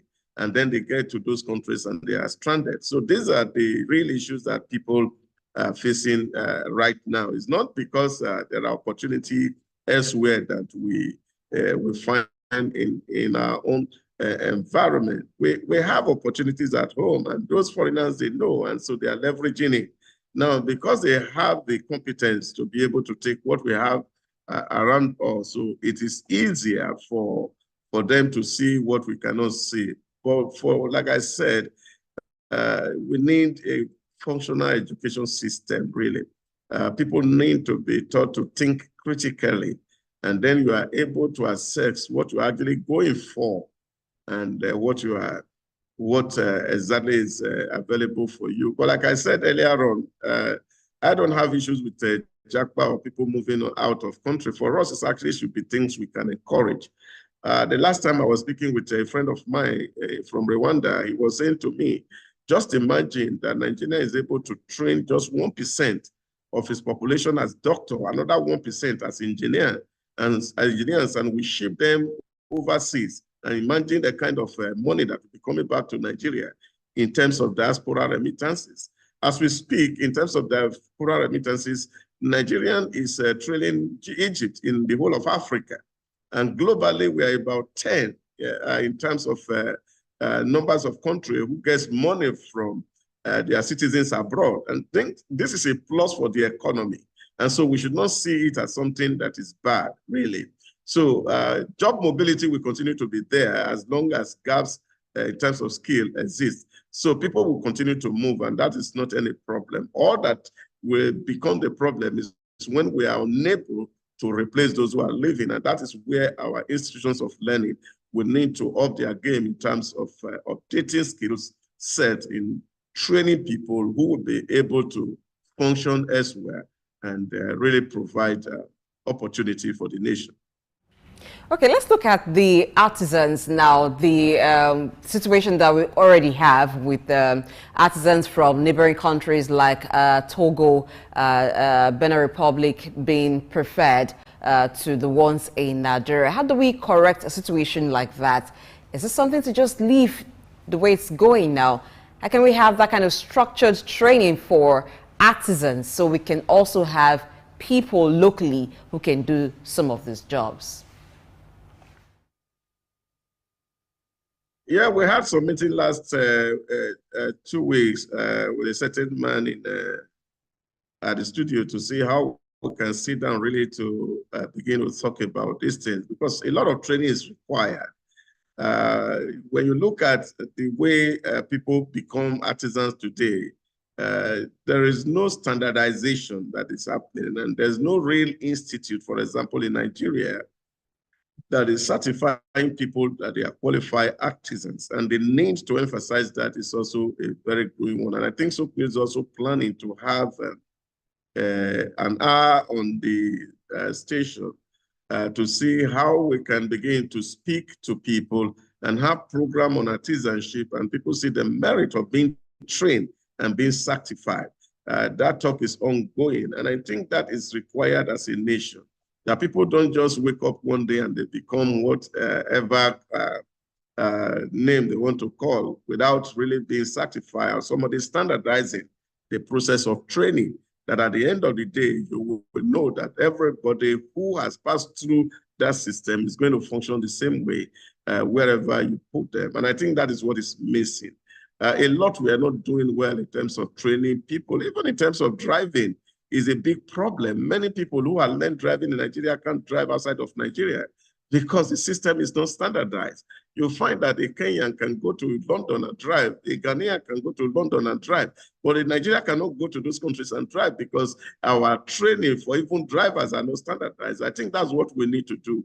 We need a lot of standardization. Nobody is discriminating us because we are Nigerian, but the discrimination will come when what we are doing does not meet international standard. So when you are talking about the first world standard, you then must also train people with that kind of mentality to be able to deliver results. So people want a good POP done, and they are looking for the best time to do it, and the architects know where to find them. And that is what you see happen. It's not just a matter of preference. We need standardization. We need to do things very well. And those who are empowered to regulate some of all these things, I think they should also be up and doing to see that the institutes are working and they are functional. Now, if you remember that in the 80s, we used to have a school that has now fully turned into a science and tech school in Lagos. It was actually to train tradesmen, and this was raising the standard and the bar. Yaba Tech was there training tailors, and they were at the best of their game at that time. But here now, the things is different. And I think this is where we really need to go back to the drawing board and see how to strategize so that we can raise quality manpower to feed or service our industries. Interesting. That's great. It's time for us to go on another break now. We'll take a breather, and when we return, Our conversation with Dr. Idauza will continue. Stay with us. My name is Olatunji Shoti Miri. I'm a performing artist and, television radio presenter and a university lecturer, Unilag. Keep watching Sook News. Hello everyone, my name is Kenny Black, Africa's finest music comedian, and you're watching Sook News. If you're not watching Sook News, I pity you, but keep watching Sook News. Hello everyone, my name is Timmy Dakolo, and you're watching Sook News. Stay tuned. Hi, my name is Wisdom Oluwaseun Okoko, co-founder Orbit Africa Properties. I'm live at Sook News. Guys, keep watching Sook News. For everything that concerns business, economy, politics, news, Sook News is your station. The Three Wise Men. Iconic sculptures and statues adorn major metropolitan cities of the world. In Lagos, Nigeria, the statue of three men designed to depict the state's cultural heritage and to usher in visitors and tourists into the ever-accommodating center of excellence is no doubt an astounding work of art. Originally built under the administration of Colonel Raji Rasaki, designed by Bodu Shodende in 1991 and standing over 12 feet high, referred to as Agba Meta or Aro Meta, the three sculptured chiefs were placed along the Lagos-Ibadan toll gate to welcome people coming into Lagos State. The statue called the Three Wise Men by many has become a major signature for the state. Three white-capped chiefs clad in white wrappers knotted across their shoulders and with clenched right fists are shown in the artwork. The images fascinate and create impressions in the minds of visitors coming into the state, captivating the attention of visitors who look with keen interest, pondering on the messages which the posture of the engraved images signifies. The Three Wise Men has been relocated thrice from its original position at Ojodu Berger end of Lagos-Ibadan Expressway to Magodo area before its final relocation to its present site at Olowopopo Drive. The sculpture has suffered severe damages over the years and renovated. Bodu Shodende, through this sculpture, depicted the highest honor that can be afforded to anyone in the Eko greeting tradition. The Three Wise Men, Arometa, Sook Enlightenment.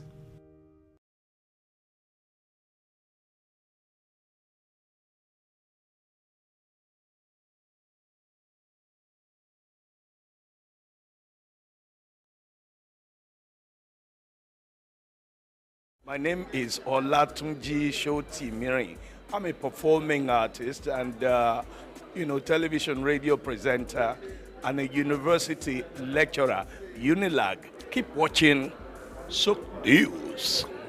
Hello everyone, my name is Kenny Black, Africa's finest music comedian, and you're watching Sook News. If you're not watching Sook News, I pity you, but keep watching Sook News. Hello everyone, my name is Timmy Dakolo, and you're watching Sook News. Stay tuned. Hi, my name is Wisdom Oluwaseun Okoko, co-founder Orbit Africa Properties. I'm live at Sook News. Guys, keep watching Sook News. For everything that concerns business, economy, politics, news, Sook News is your station.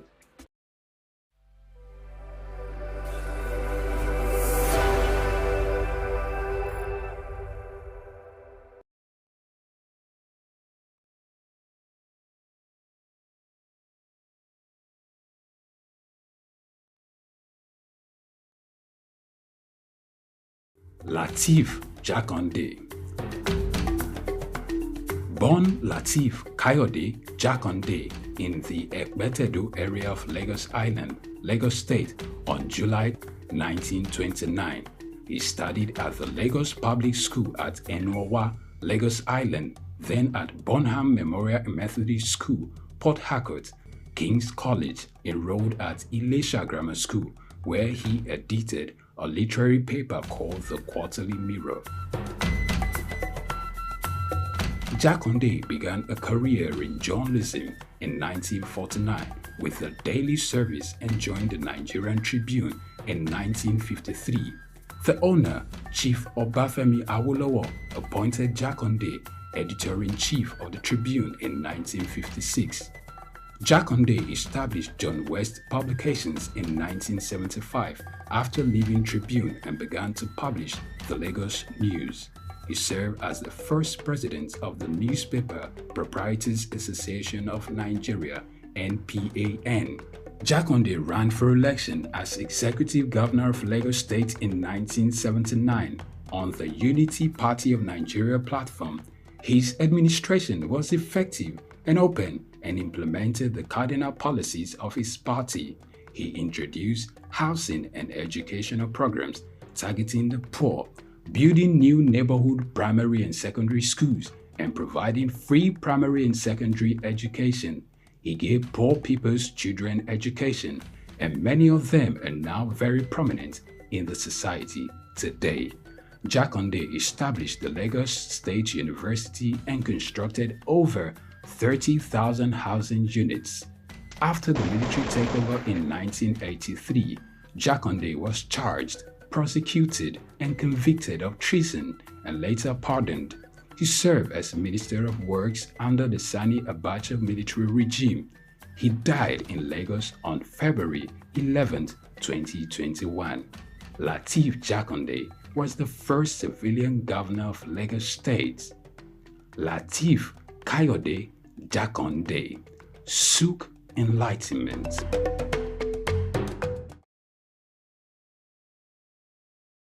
Good morning and welcome to Early Exchange with Blessing Aiche, Femi Ayodele, Sam Oruoje, and Idahosa Osamanze. It's a national orientation agency. It's, as far as I'm concerned, very idle and unprofessional. If government says that subsidy is not in oil and government is not supposed to be paying subsidy in oil, energy or whatever kind of off-grid solution we will be looking at. Today we are conducting mining today. Solid minerals, as an example, is, in no disrespect to anybody, it's abysmal. We definitely need improvements in those areas. Of course, there are infrastructural needs. This is Early Exchange, shaping policy, advancing development.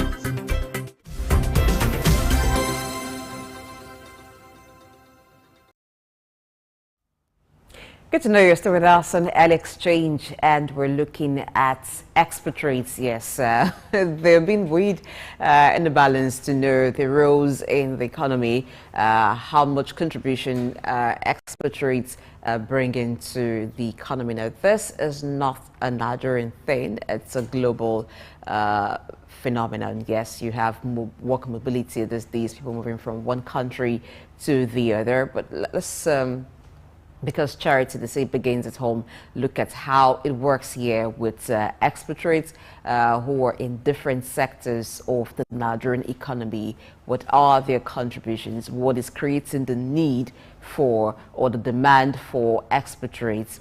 And how are the locals also trying to measure up so that those skills gap failed?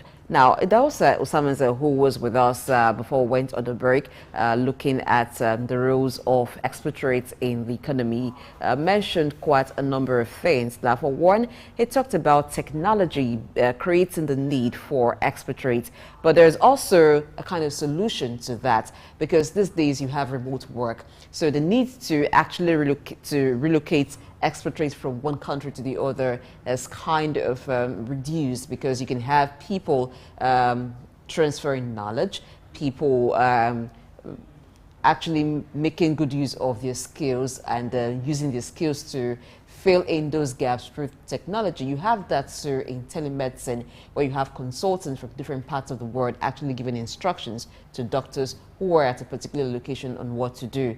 You have that for different fields. Now, it also mentioned augmented reality, which is a new technology in broadcasting.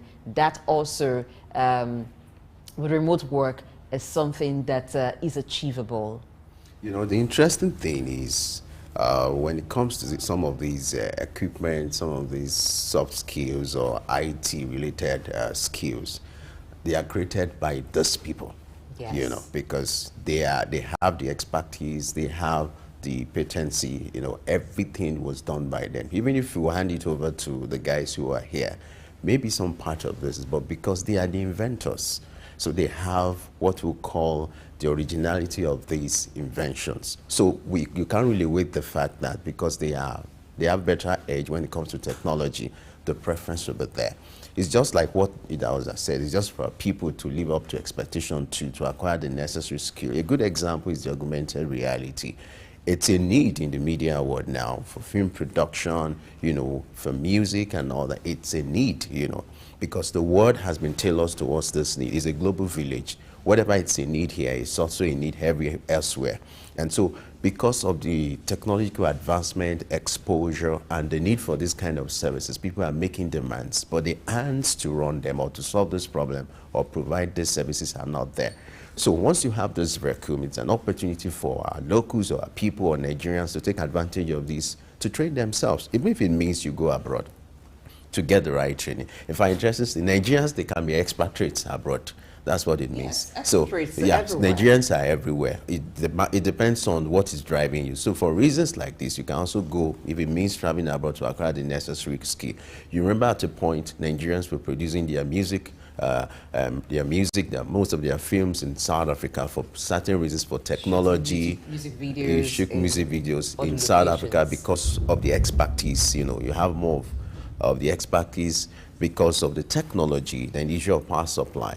For those reasons, they decided, in fact, for like a particular season, music videos in Nigeria were being produced in South Africa. But now the table, has turned around because the expertise are being seen here. You have Nigerians who are showing that they are capable. They can also do this kind of job. So, but as long as this shortfall is there, there will always be this preference. But the other side to it too is the expatriates who are here, they're also facing some challenges too. It's not that everything is rosy for them. You remember what happened in South Africa, the issue of xenophobic attack, yes, because of the crisis that happened between local and some foreigners, and even some Nigerians were involved, and it led to a lot of crisis. Interestingly, we are not having more of that in Nigeria. But the expatriates here, they still face the challenge of discrimination. There are certain people that come from certain parts of the country that people have some misgivings or misconceptions about them. For instance, somebody who's coming from the Middle East now, there's always a misconception about them because of their religion, because of the way they dress. And when that kind of person coming into an African country, into that space, there's also that misconception that is it coming for several reasons. There are certain people, they are being misconceived to be terrorists, meanwhile they are not because of the way they look and all that. So these are some of the challenges being faced by experts. As much as they are getting the gold here, they are taking the milk and the honey in the land. They are also facing some challenges like discrimination. So it's a two-way thing. And some of these things is also the fact that when it comes to wages, they are paid in foreign currency. In fact, some of them will insist that they will be paid in dollars, in foreign currency, because they discover it has more economic value than even a naira. And I think this should be stopped. But you see, most companies, they just agree to this because they will need the expertise of such people. But that's been the other of it. Imagine if you are paying dollars now. If you look at the exchange rate now, then you're a millionaire. So the preference is there. But it's also a way for our people to manage this situation because it's a way to also transfer knowledge. I've seen several multinationals over the years being headed by white people. But over the years, they've not been able to transfer this knowledge to the locals, maybe for the menial job, but when it comes to executive or the managerial roles, yes, they won't allow it. But there's a need for the labor force in Nigeria to sit up and say there are certain things that will not happen. I'm sorry to say, there was a report I saw about some Chinese company or Lebanese. It's very peculiar to these two set of people, Chinese companies and Lebanese companies, who will not allow Nigeria to rise to a particular level in their company. They won't allow it. Maybe for the menial jobs, the junior roles, yes, they will allow it. But when it comes to managerial or executive, they won't allow it. And this thing has to be stopped. This has been going on for years. So the essence of having expatriates is for them to fill a role. And there's a need in our society for us to strike a balance, whereby yes, it's good for competition. It has given room for competition between expatriates and the local, but it's also important to give what they call the quota, the right quota to locals so that they enjoy what we call the preference as well. That's the essence of the spirit behind local content thing. You understand? The idea is to give the local players opportunity, like a playing field for them to also maximize their opportunity and their potential. Just like I was talking to a friend who's into shipping line, who's into shipping business, was saying that the preference for foreigners because they have the training, they have the expertise, they have the funds. But you have the seafarers here, you have the locals here who also have the same capability, but because of our systemic life or our preference or our belief, just that everything that comes from abroad is better or superior, we just tend to underrate our people, and it shouldn't be. So over time, it has brought us to where we are, and that's the essence of having this kind of conversation, so that we can correct the narrative and ensure that even not just the federal government, the Ministry of Interior, the ministry in charge of Nigerians in diaspora, and several agencies are coming together to see the need for us to, prioritize our own and value what is Nigeria and what is locally made. Now, talking about diaspora, you understand too that Nigerians who are expatriates in developed countries don't get the preferential treatment that those who are here, expatriates who have come from other countries to Nigeria get. And that's because of the dynamics of the labor markets. Where you have a labor market where there are so many expatriates bidding for the same job, then you can afford to say, this is what I will pay you. May not give them as much as you would even give maybe people who are direct citizens from that country. But the reverse is the case in this part of the world. And that's also because the skills that the expatriates feel here is not the same as the demand for that kind of skill that those here feel there. It's just like those from developing countries are going to add to the numbers. For instance, you need more persons in more medical professionals. You already have medical professionals who are qualified, who are skilled, but you just need more of them. So that's a different thing than you have a new technology being introduced here. You do not really have people who can use that technology. So you need them to use the technology here. So the need is different. These are what contributes to the treatment, the wage that they are being paid. Because otherwise, as you have people who jackpot from Nigeria, for instance, to other countries, you would expect that the way expatriates are treated here, paid in foreign currencies, then they should be able to make those calls and demands, but it's not exactly the same. I think going forward, what would really help is to improve our training institutions. Our curriculum needs to reflect current day need, not just for Nigeria, but globally. That's the way to actually close the gap for expatriates. Because if we do not do that, if we're talking about knowledge transfer, it's an issue of willingness. And where there is nothing mandating the expatriate, for instance, to pass on knowledge, it has to become a willing thing. So it's concerned that even if they pass the knowledge, would they be able to sustain it? Sustenance is another concern for them, because for most of these multinationals, you've seen over the years, where you have the foreigners managing such companies, they're doing well. But the moment you have a local or a Nigerian taking over, the other side happens. It's a combination of so it's also part of factors. their fears that, Yes, okay, it's a if I hand combination. over this expertise to those people, will they be able to sustain it? What will be the fate of this company? And over time, the experiment they've performed or the references they've had has given them this concern. It's a combination of different factors. For one, it's not about the expertise alone. Expertise is one. Two, attitude. What is the attitude of the people there? And some persons will want to cut corners because, oh, you're now the one calling the shots. You do not want to adhere to the standards. So deviating from standards, those are also the issues. You may have the expertise, but are you a stickler for standards? Those are part of the issues. But first of all, let's begin to correct those skill gaps with the training institutions, the universities. It's not just for people to have certificates without knowing the practical work. It also talked about someone who's a mechanical engineer but can't even fix a car. The person knows next to nothing practically about what it means to be a mechanical engineer. Those are things we need to begin to correct. All right, that's great. Just to let our viewers know, like we always say, it's your program. We will always have opportunity for you to hear your view. So you can go on our social media platform, on our YouTube platform, to share your view. We've been looking at the role of expatriates in nation building and economic development. What do you think? What's your opinion? Just get there now, share your comments, and we assure you henceforth we'll be reading your comments on our program for people to have a feel of your opinion, and also to create a platform for your voices to be heard. That will be happening on early esteem, because early esteem will always get bigger and better. Let's have the exchange. Yeah. So that it can be a complete exchange. Yeah. So it's time for sport now. You know, we want to look at what happened at the CAF Award yesterday. Nigeria, we are proud of Nigerians. I will always be proud of Nigeria. But I won't give you the details. This is for Juvie and Charles to talk about give us the details of what happened at the CAF Awards. But I have the details already, but it's just for them to do analysis. And now we hand over to our sport team for the sports segment. And that will happen after right now. Stay with us. My name is Olatunji Shoti-Miri. I'm a performing artist and, television radio presenter and a university lecturer, Unilag. Keep watching Sook News. Hello everyone, my name is Kenny Black, Africa's finest music comedian, and you're watching Sook News. If you're not watching Sook News, I pity you, but keep watching Sook News. Hello everyone, my name is Timidakolo and you're watching Sook News. Stay tuned. Hi, my name is Wisdom Oluwaseun Okoko, co-founder Orbit Africa Properties. I'm live at Sook News. Guys, keep watching Sook News. For everything that concerns business, economy, politics, news, Sook News is your station.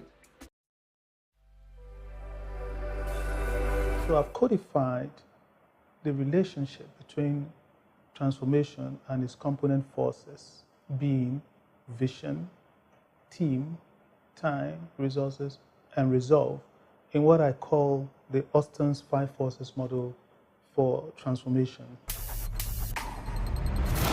Transformation depends on force number 1, vision.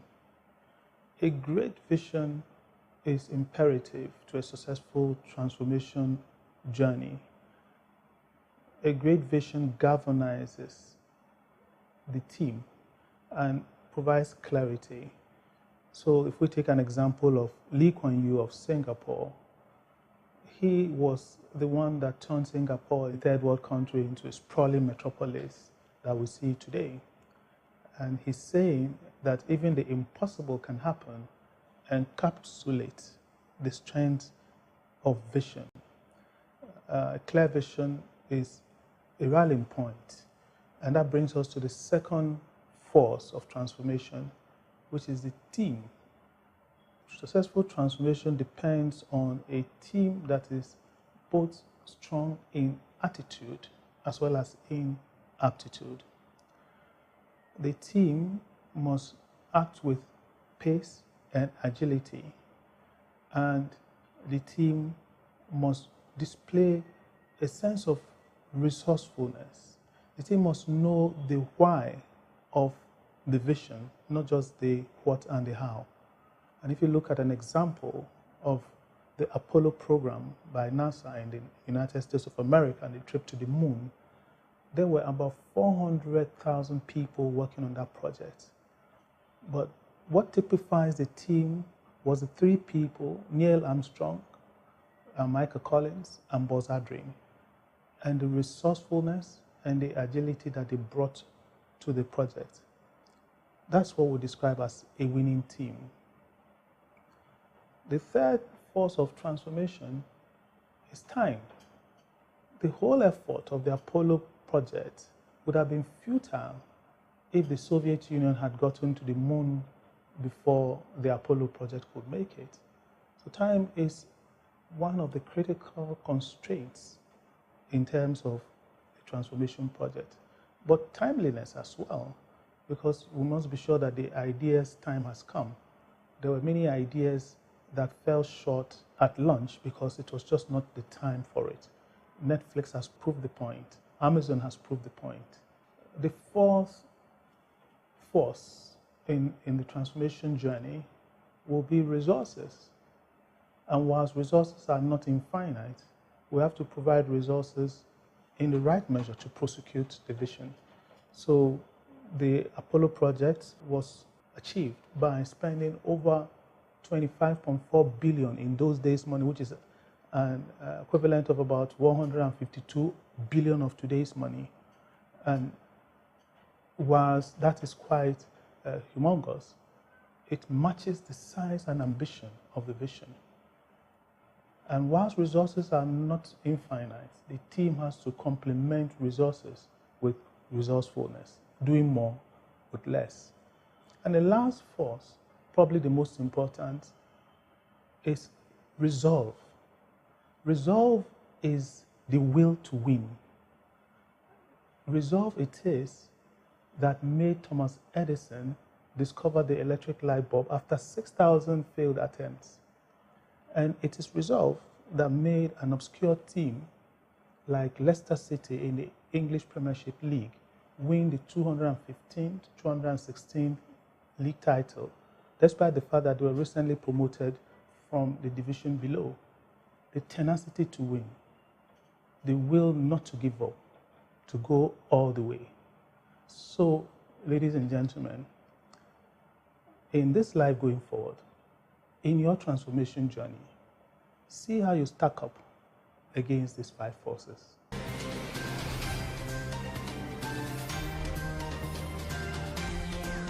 My name is Olatunji Shotimirin. I'm a performing artist and, television radio presenter and a university lecturer, Unilag. Keep watching Sook News. Hello everyone, my name is Kenny Black, Africa's finest music comedian, and you're watching Sook News. If you're not watching Sook News, I pity you, but keep watching Sook News. Hello everyone, my name is Timmy Dakolo, and you're watching Sook News. Stay tuned. Hi, my name is Wisdom Oluwaseun Okoko, co-founder Orbit Africa Properties. I'm live at Sook News. Guys, keep watching Sook News. For everything that concerns business, economy, politics, news, Sook News is your station.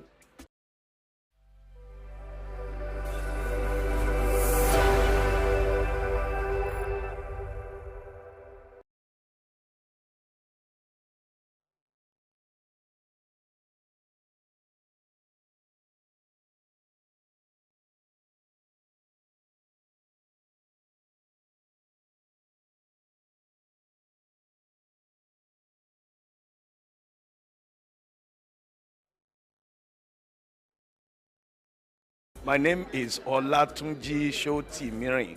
I'm a performing artist and, television radio presenter and a university lecturer, Unilag. Keep watching Sook News. Hello everyone, my name is Kenny Black, Africa's finest music comedian, and you're watching Sook News. If you're not watching Sook News, I pity you, but keep watching Sook News. Hello everyone, my name is Timmy Dakolo, and you're watching Sook News. Stay tuned. Hi, my name is Wisdom Oluwaseun Okoko, co-founder Orbit Africa Properties. I'm live at Sook News. Guys, keep watching Sook News. For everything that concerns business, economy, politics, news, Sook News is your station.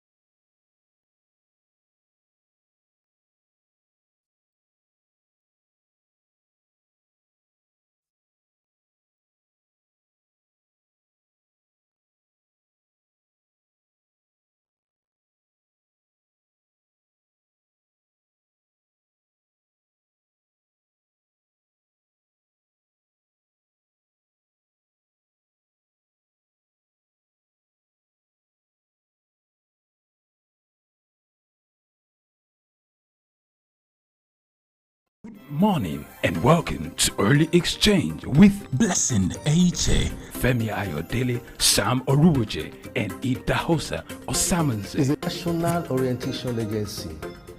It's, as far as I'm concerned, very idle and unprofessional.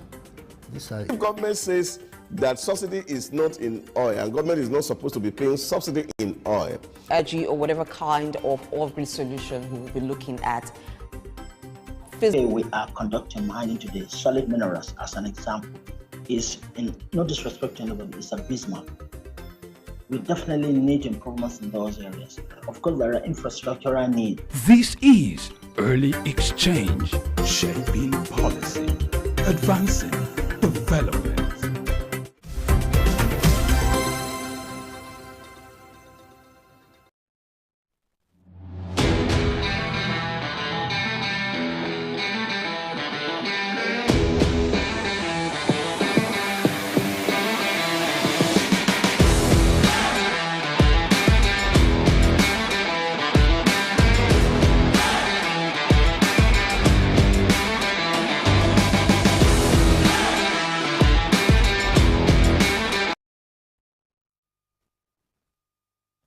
Glad to have you join us on the show Sports View. Welcome. It's your boy Juvie, and I'm not alone. We're still on early exchange. We haven't left yet, but I'm with my homie Charles. What's up with you? I'm good.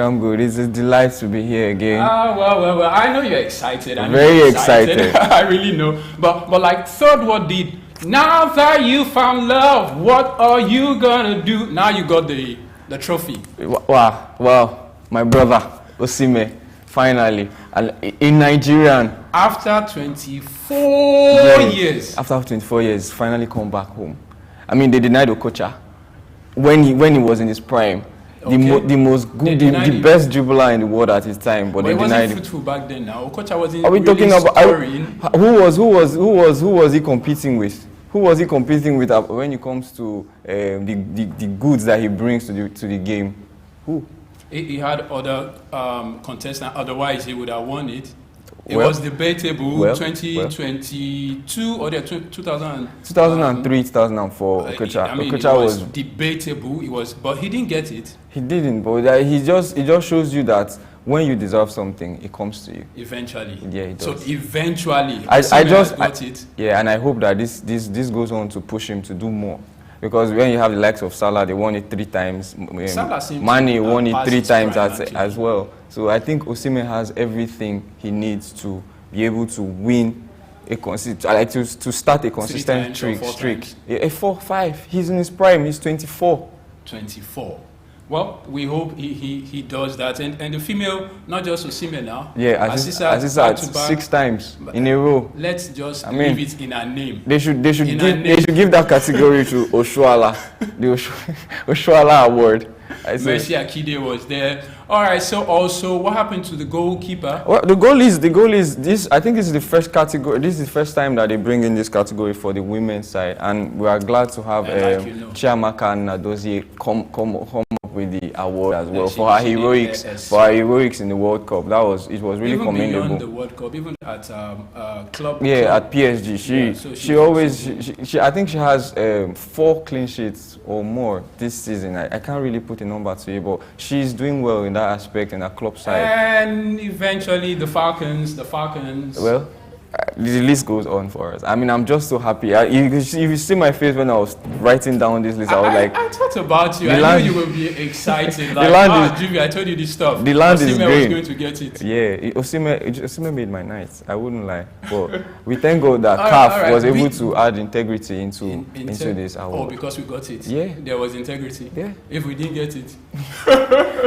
All right. Let's bring in the perspective for us. At Souk News, we are looking at the business and the economic growth. So, what is the economic significance of this award, the trophy, to the local league, to the African leagues, and all that? What's the economic? I mean, a great deal of these guys are applying their trades outside Nigeria, outside Africa. Majority of them outside Africa, and so when we have people apply their trades outside the continent and they come back to Africa. There was a time, let me give a little background to this. There was a time you have Amokachi in Kaduna, Ranchers Bees, you have Mutiu, you have Yekini, the Kwara United. I mean, you have guys from 3SC. We were not depending on guys outside the country. But since 1998, 2000, we've been looking outside the shores. What do you think is really wrong with our local leagues? Well, the only problem I can say is lack of investment. You need to invest in something. If we cannot attract those outside, we should make it conducive for those within the country to want to invest in our local leagues. Infrastructure. When we talk about infrastructure, even as it is now, we talk about, you see players talk about welfare, being owed salaries. Insurance. let's even leave insurance. Give them their basic, how would I put it? The monies that is due to them, the payments that are due to them. Just give it to them. If you have a player that you have signed and you have an agreement to pay him 200,000 per week, stick to that. I mean, he gives his all on the pitch every day. Yeah. Why don't you give him his due diligence? Pay him his money when due, so they can be able to take care of their family. So that you can also attract people from outside our shores too. You can promote our local leagues. Look at the PSL in South Africa. After the World Cup, after hosting the World Cup, they used that as a stepping stone to, invest in their league.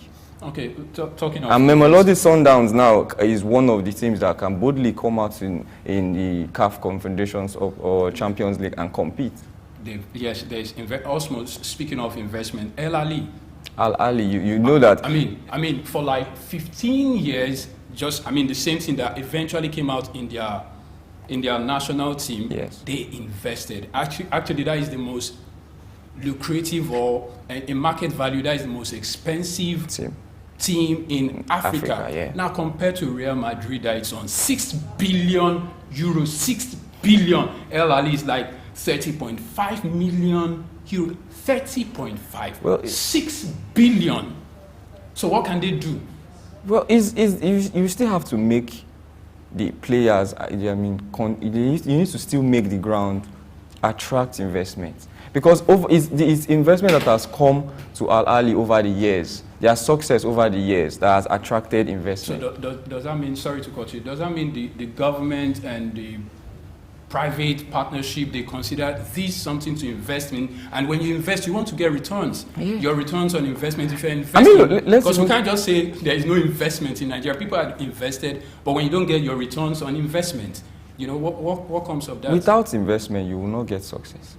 If you invest in your facilities, modern day facilities, like top-notch facilities that will help the players in their physio, in their physique, that will help them compete with international standards. I mean, if you can put that in place, obviously you get results. All right. While you were saying that, I remember I passed through Teslim Balogun almost every day. Actually, I passed through Teslim, and when I see the edifice, it's like, what's up with us, man? What's up? And also, when I was talking about insurance, I remember Samuel Okwaraji slum. There are many Nigerian players. I mean, the welfare package is nothing. Samuel passed, and almost no. I mean, right now, if you talk of Samuel Okwaraji, not too many people will remember him. Yeah. So isn't it in the place of government also to look into this package? I mean, you make sure there is regulation to club sides when you sign people. There are things that should be done so that even if you're not, because your national team is like 22 players, right? Yeah. And so if we can't go to the national team, can we stay in the local league and be comfortable? Well, I think they made an argument for home-based players. They're asking the Super Eagles coach to actually give a chance to these home-based players, because they still have the hunger, the desire. They want to prove themselves in the international stage. And I think where we can help address, where we can use our local leagues to address some pressing needs in the Super Eagles is especially in the keeping departments, the goalkeeper. We have so many exciting players, exciting goalkeepers in our local leagues, and they are hungry to show what they have or what they can do. So I think they should also give priority to local leagues and local players before they look outside to source for their players. Yeah, I mean, if you have a mixture of both, and people could contest for roles, positions, there's exclusive to Osimhen. There's someone that's going to give you a run for your money. Exactly. So I think that would, in the long run, help spur these players, and they'll put it at the back of their mind. If I impress, someone is watching. If I impress, someone will pick me, and there's every possibility that I might go up there and compete with these guys that play maybe Napoli, PSG, or wherever outside. Yeah, speaking of impressing someone, I also think, I was just reading about Al Ahly and the fact that there is integrity to what they do, because there are some players, what they go through, it's like you have to know someone who knows someone, and you pay some money. So even when you're skillful, you got the talent, there is almost no way you can make it out. What do you see to that? Well, I think we should make everything plain. Whatever is deserving should be given. If it's deserving that this person, from his abilities, from what he knows how to do, he deserves to play in National League. He deserves to play for the national team. Why not give him a chance? I mean, he doesn't even speak well, because when you check our academy, we don't have that grassroots football. We don't have that grassroots football. We can't follow the stages. I mean, look at out there in Europe. You see them bring up pictures of when he was in the academy. Yeah. You bring up pictures of when he was 19, when he was 17, and you see them. You could see them follow the progress. But here we just see that a player he just comes up and is playing. And they don't last for long. They don't last for long because the age issue is something to... You know, it reminds me of, before we came on there, we were talking of Ajax. How that Ajax seemed to be exporting, they like Arsenal was doing, but Ajax had got more consistency. Cruyff, the Kluivert, the Overmars, I mean, you are talking Dennis back Beckham, then. Let's talk about now. Davies. Let's talk about now. The amount of money Ajax have made from exporting talent. Look at Antonia, Manchester United, Mohamed Kudus. Okay, let's even leave Ajax out of it. Look at PSV. In Netherlands alone, they export their talent because they have the grassroots football working. They have the hierarchy working. So when you can see a player that comes from, let's say, under 20, or under 18, under 14, and you watch his progress, you know that when he goes up there, he can compete. And you can guarantee that there's professionalism. And also, not just football. I remember these guys, Alcatraz now, and Rafael Nadal. I mean, while he was quite young, you could see the picture. You could follow their progress. It's like the Venus sisters as well, the Williams sisters. Yeah, Williams sisters. You could see consistency when Djokovic was quite young. But for us, the reverse seems to be the case. You just see someone just come from nowhere, he's here, and in 2 seasons, it's out. It's out. Do you think it's a national problem? You know, while listening to the early exchange team, they were saying something about expatriates. Do you think it's a national issue that needs to be solved, or it's a spiritual thing? Well, we'll leave spirits out of it because it's a physical sport. As well as I can also believe, I can also agree. A nation of over 200 million. Well, 200 million people, and we cannot produce one star. We have Osimhen out there doing it for us. So let's leave that out. I believe work pays, hard work pays eventually. So let us encourage these players. And so, if you're in a position to advise the NFF and all that, how long do you think we need to get ourselves out of all this noise? The Osimhen, the era is going, Oshoala, the era is going. What do we need to do to get us to the same place with Denmark, Belgium? I mean, 1994, we were trumping just about anyone. 2023, we're struggling. Well, I can only say they should make our local leagues work.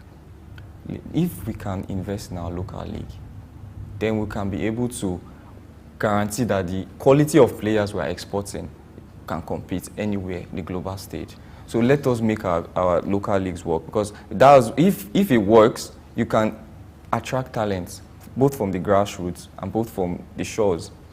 So if it works, it can also add to our GDP. I mean, look at England. Yeah. What do they export? And funnily, they don't call it local league. Is it a problem for us to call it? I mean, I think there's a problem, right? We call our league local, and in England it is English Premier League. The way they call it Premier League. You want to play there. But that's the only thing they export. What do they produce? They export football. And they take tax from you when you're coming into the country. Of course, because they see that this is where they have the upper hand, and they earn from it. All right, before we continue, let me stay right here. On SportsView, we are open to advert placement. Please bring your products and services. We're ready to take it to the end of the globe. That's what we're doing here. That's what Charles and I would do. That's what the whole team would do. Bring your service and product to Early Exchange, to Business Insights, and let us publish it. All right, back to you, Charles. Well, what do we do? You know, way back, before we start wrapping up, way back, there was Principal's Corp, there was Shell Corp. People were playing. It looks like the people that played football for a while were people that seemed were not doing well in school, sort of. And so, unlike other climes where you have to go to college, you have to be in the academy, not necessarily university. Yes. Do you think it's also a problem with us as a nation? Well, we have inter-university competitions. But I think a lot of players are in our universities as it stands. A lot of talents are in our universities. All we just need to do is fish them out. Because I can attest for the school where I study. When you go to this field, you see a lot of talent, a lot of exciting players, a lot of talents, both from the grassroots level up there. You see a lot of boys coming out to play football, and you'll be like, this guy has prospect. But who is scouting him? From potential to the real stuff. Yes. John Maxwell said talent is not enough. So from talent to the real stuff, whose duty is it? The government? Is it the private sector? Who takes that to real stuff? Because we need to be talking of remittance, diaspora remittance from our footballers and all that, GDP, because our sport is contributing something significant to the economy. Yeah. But if we're not looking at it, who takes it from the potential to the real stuff? Whose responsibility is this? I think I would say me and you, because we cannot leave everything to the government. Okay. We can't leave everything to government. If you see someone, a player that you like, or an exciting talent that you feel has potentials to compete in the global stage, why don't you push him out there? Why don't you help that player to get to where he wants to be? How do I do that? Where do I put him out there? You can contact this government organization. You can contact private organizations. Just push push the player out there. We can help ourselves to get to where we want to be. All right, I hope there's more support for the academy, local leagues, secondary school, primary school. It shouldn't be just to be left out for I don't want to use the word not to do good kind of people, but because I had plenty guys growing up. Funnily, if I told you Ann Chijene graduated from my secondary school, Pius Ikedia from my secondary school, so I'd known these guys, I'd seen football from very tender age. Unfortunately, we have millions of guys and girls that could do well, not just football, basketball, cricket, or what have you, Abula, and all that. But we don't seem to be working at it. And the government, we can't leave it to you only, but we're saying private sector guys, when they bring their money, they want to get stuff out. Do you know that our local league ticket for some matches is for 2,000 naira? Premium is 5,000 and VIP is 10,000, compared to when you're watching an average in the EPL is 31 pounds. Do you know what that means? 31 pounds. So how can these club sites maintain facilities when our turnout and our consumer pricing index is, we can't really afford so much. I think that also is affecting us, regardless of how much we love football. If you can't afford those 2,000 naira, we could afford to watch this thing every other day, right? Yeah, we can. I just feel like if the economy was balanced, or if it was easy for an average man to afford these tickets, everybody will, you take your family out there to watch because you can easily afford it. I watched Sporting Lagos the other day, and I paid 1,000 to get in. Hope you No, my brother is a registered fan, so he got in for free. So it just goes to tell you that if you can partner with the clubs, you can get. All right, and that will be our parting shot. If we all, you and you, Blessing and Femi, the early exchange team, Souk News, we all could partner with the local league, and let's see how we get our talents out there. And that's what we'll do here. Like I said earlier, if you got a product or a service, bring it here. We'll take it to the end of the world. Yeah. Charles, a last one from you before we call it a day. Well, that will be a wrap from us. Well, we are looking towards the Champions League later tonight, and Man U is going to see the brunt of Bayern Munich. I don't want to say anything. Let's take it back to the early exchange studio. From me, do have yourself a wonderful morning.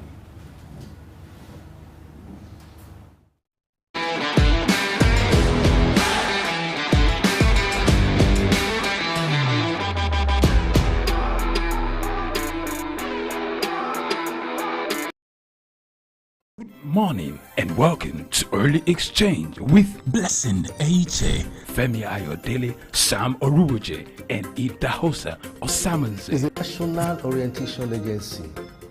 It's, as far as I'm concerned, very idle and unprofessional. Government says that subsidy is not in oil, and government is not supposed to be paying subsidy in oil. Energy or whatever kind of off-grid solution we will be looking at. Today we are conducting mining today. Solid minerals, as an example, is, in no disrespect to anybody, is abysmal. We definitely need improvements in those areas. Of course, there are infrastructural needs. This is Early Exchange, shaping policy, advancing development.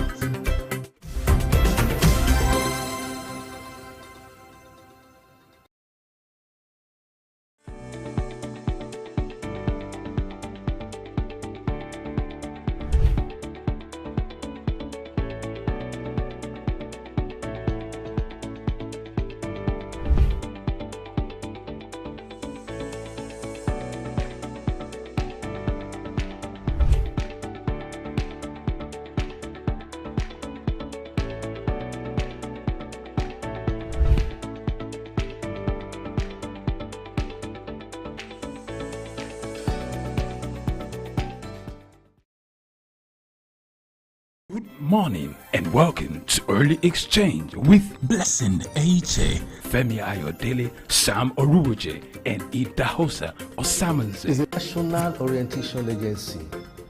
It's, as far as I'm concerned, very idle and unprofessional. If government says that subsidy is not in oil, and government is not supposed to be paying subsidy in oil. Energy or whatever kind of off-grid solution we will be looking at. Today we are conducting mining today. Solid minerals, as an example, is, in no disrespect to anybody, is abysmal. We definitely need improvements in those areas. Of course, there are infrastructural needs. This is Early Exchange, shaping policy, advancing development.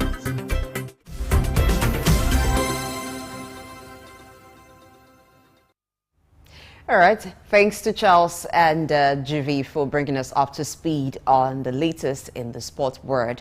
And congratulations to Victor Osimhen, congratulations to Nigeria for clinching the award. And it's just a good way to wrap up the show today. But things that have been brought to us to do going forward for the sports support to the local league. Juvi and Charles actually talked about each and every one of us supporting. That means when there are matches, we should endeavor to be there physically, buy tickets and support the players, support the league. Well, we've been talking about the expatriates in Nigeria with them in the balance. Yes, they have contributions, but for everything there are merits and demerits. But going forward, I think that for people to be able to afford tickets for matches, it means that they need purchasing power. You can increase your earning power when you upscale. So rather than people globally to complain about expatriates maybe taking the jobs, you could actually upscale so that the skills that are in demand, you could fill that vacuum and earn more, and that way you can afford more things, not just the basic necessities of life. Is that right, Femi? Yeah, interestingly, Osimhen has, broken the jinx for years. This is long awaited, and I'm proud of him. I'm proud of Nigeria, and I'm proud to say I'm in Nigeria. The last recipient was Kanu Wanko, but I'm happy now. Our rating is going to increase. The perception about Nigeria is going to get better. So let's learn to celebrate our own. Nigeria can be better, and we'll always get better. And they need to also improve our local league, I can't remember the last time I saw jerseys for Imba or any other one. Would you wear them? Why not? Why not? We're always proud of the foreign, clubs. Interesting, we're talking about the role of expatriates. Yes. Our coach now is an expatriate, and we had Stephen Kechi, who made us proud, gave us, African Cup of Nations. But what's being done to celebrate him now or to immortalize him? That's and also how many local coaches do we have in this capacity? That's part of the conversation. Need for upskilling. So the need for us to celebrate our own, and I hope as Nigerians will make it a point of duty. It's very necessary. Yes, and it's necessary that we wrap up the show at this time. Thank you for watching. We ask that you join us again tomorrow, 7 a.m. West African time, and coming up at 10 o'clock here in Souk News is Business Insights. I am Blessing Eche. Do enjoy your day. And I am Femi Ayodele. Have a nice time. And don't forget the conversation continues on our social media platform. Bye for now.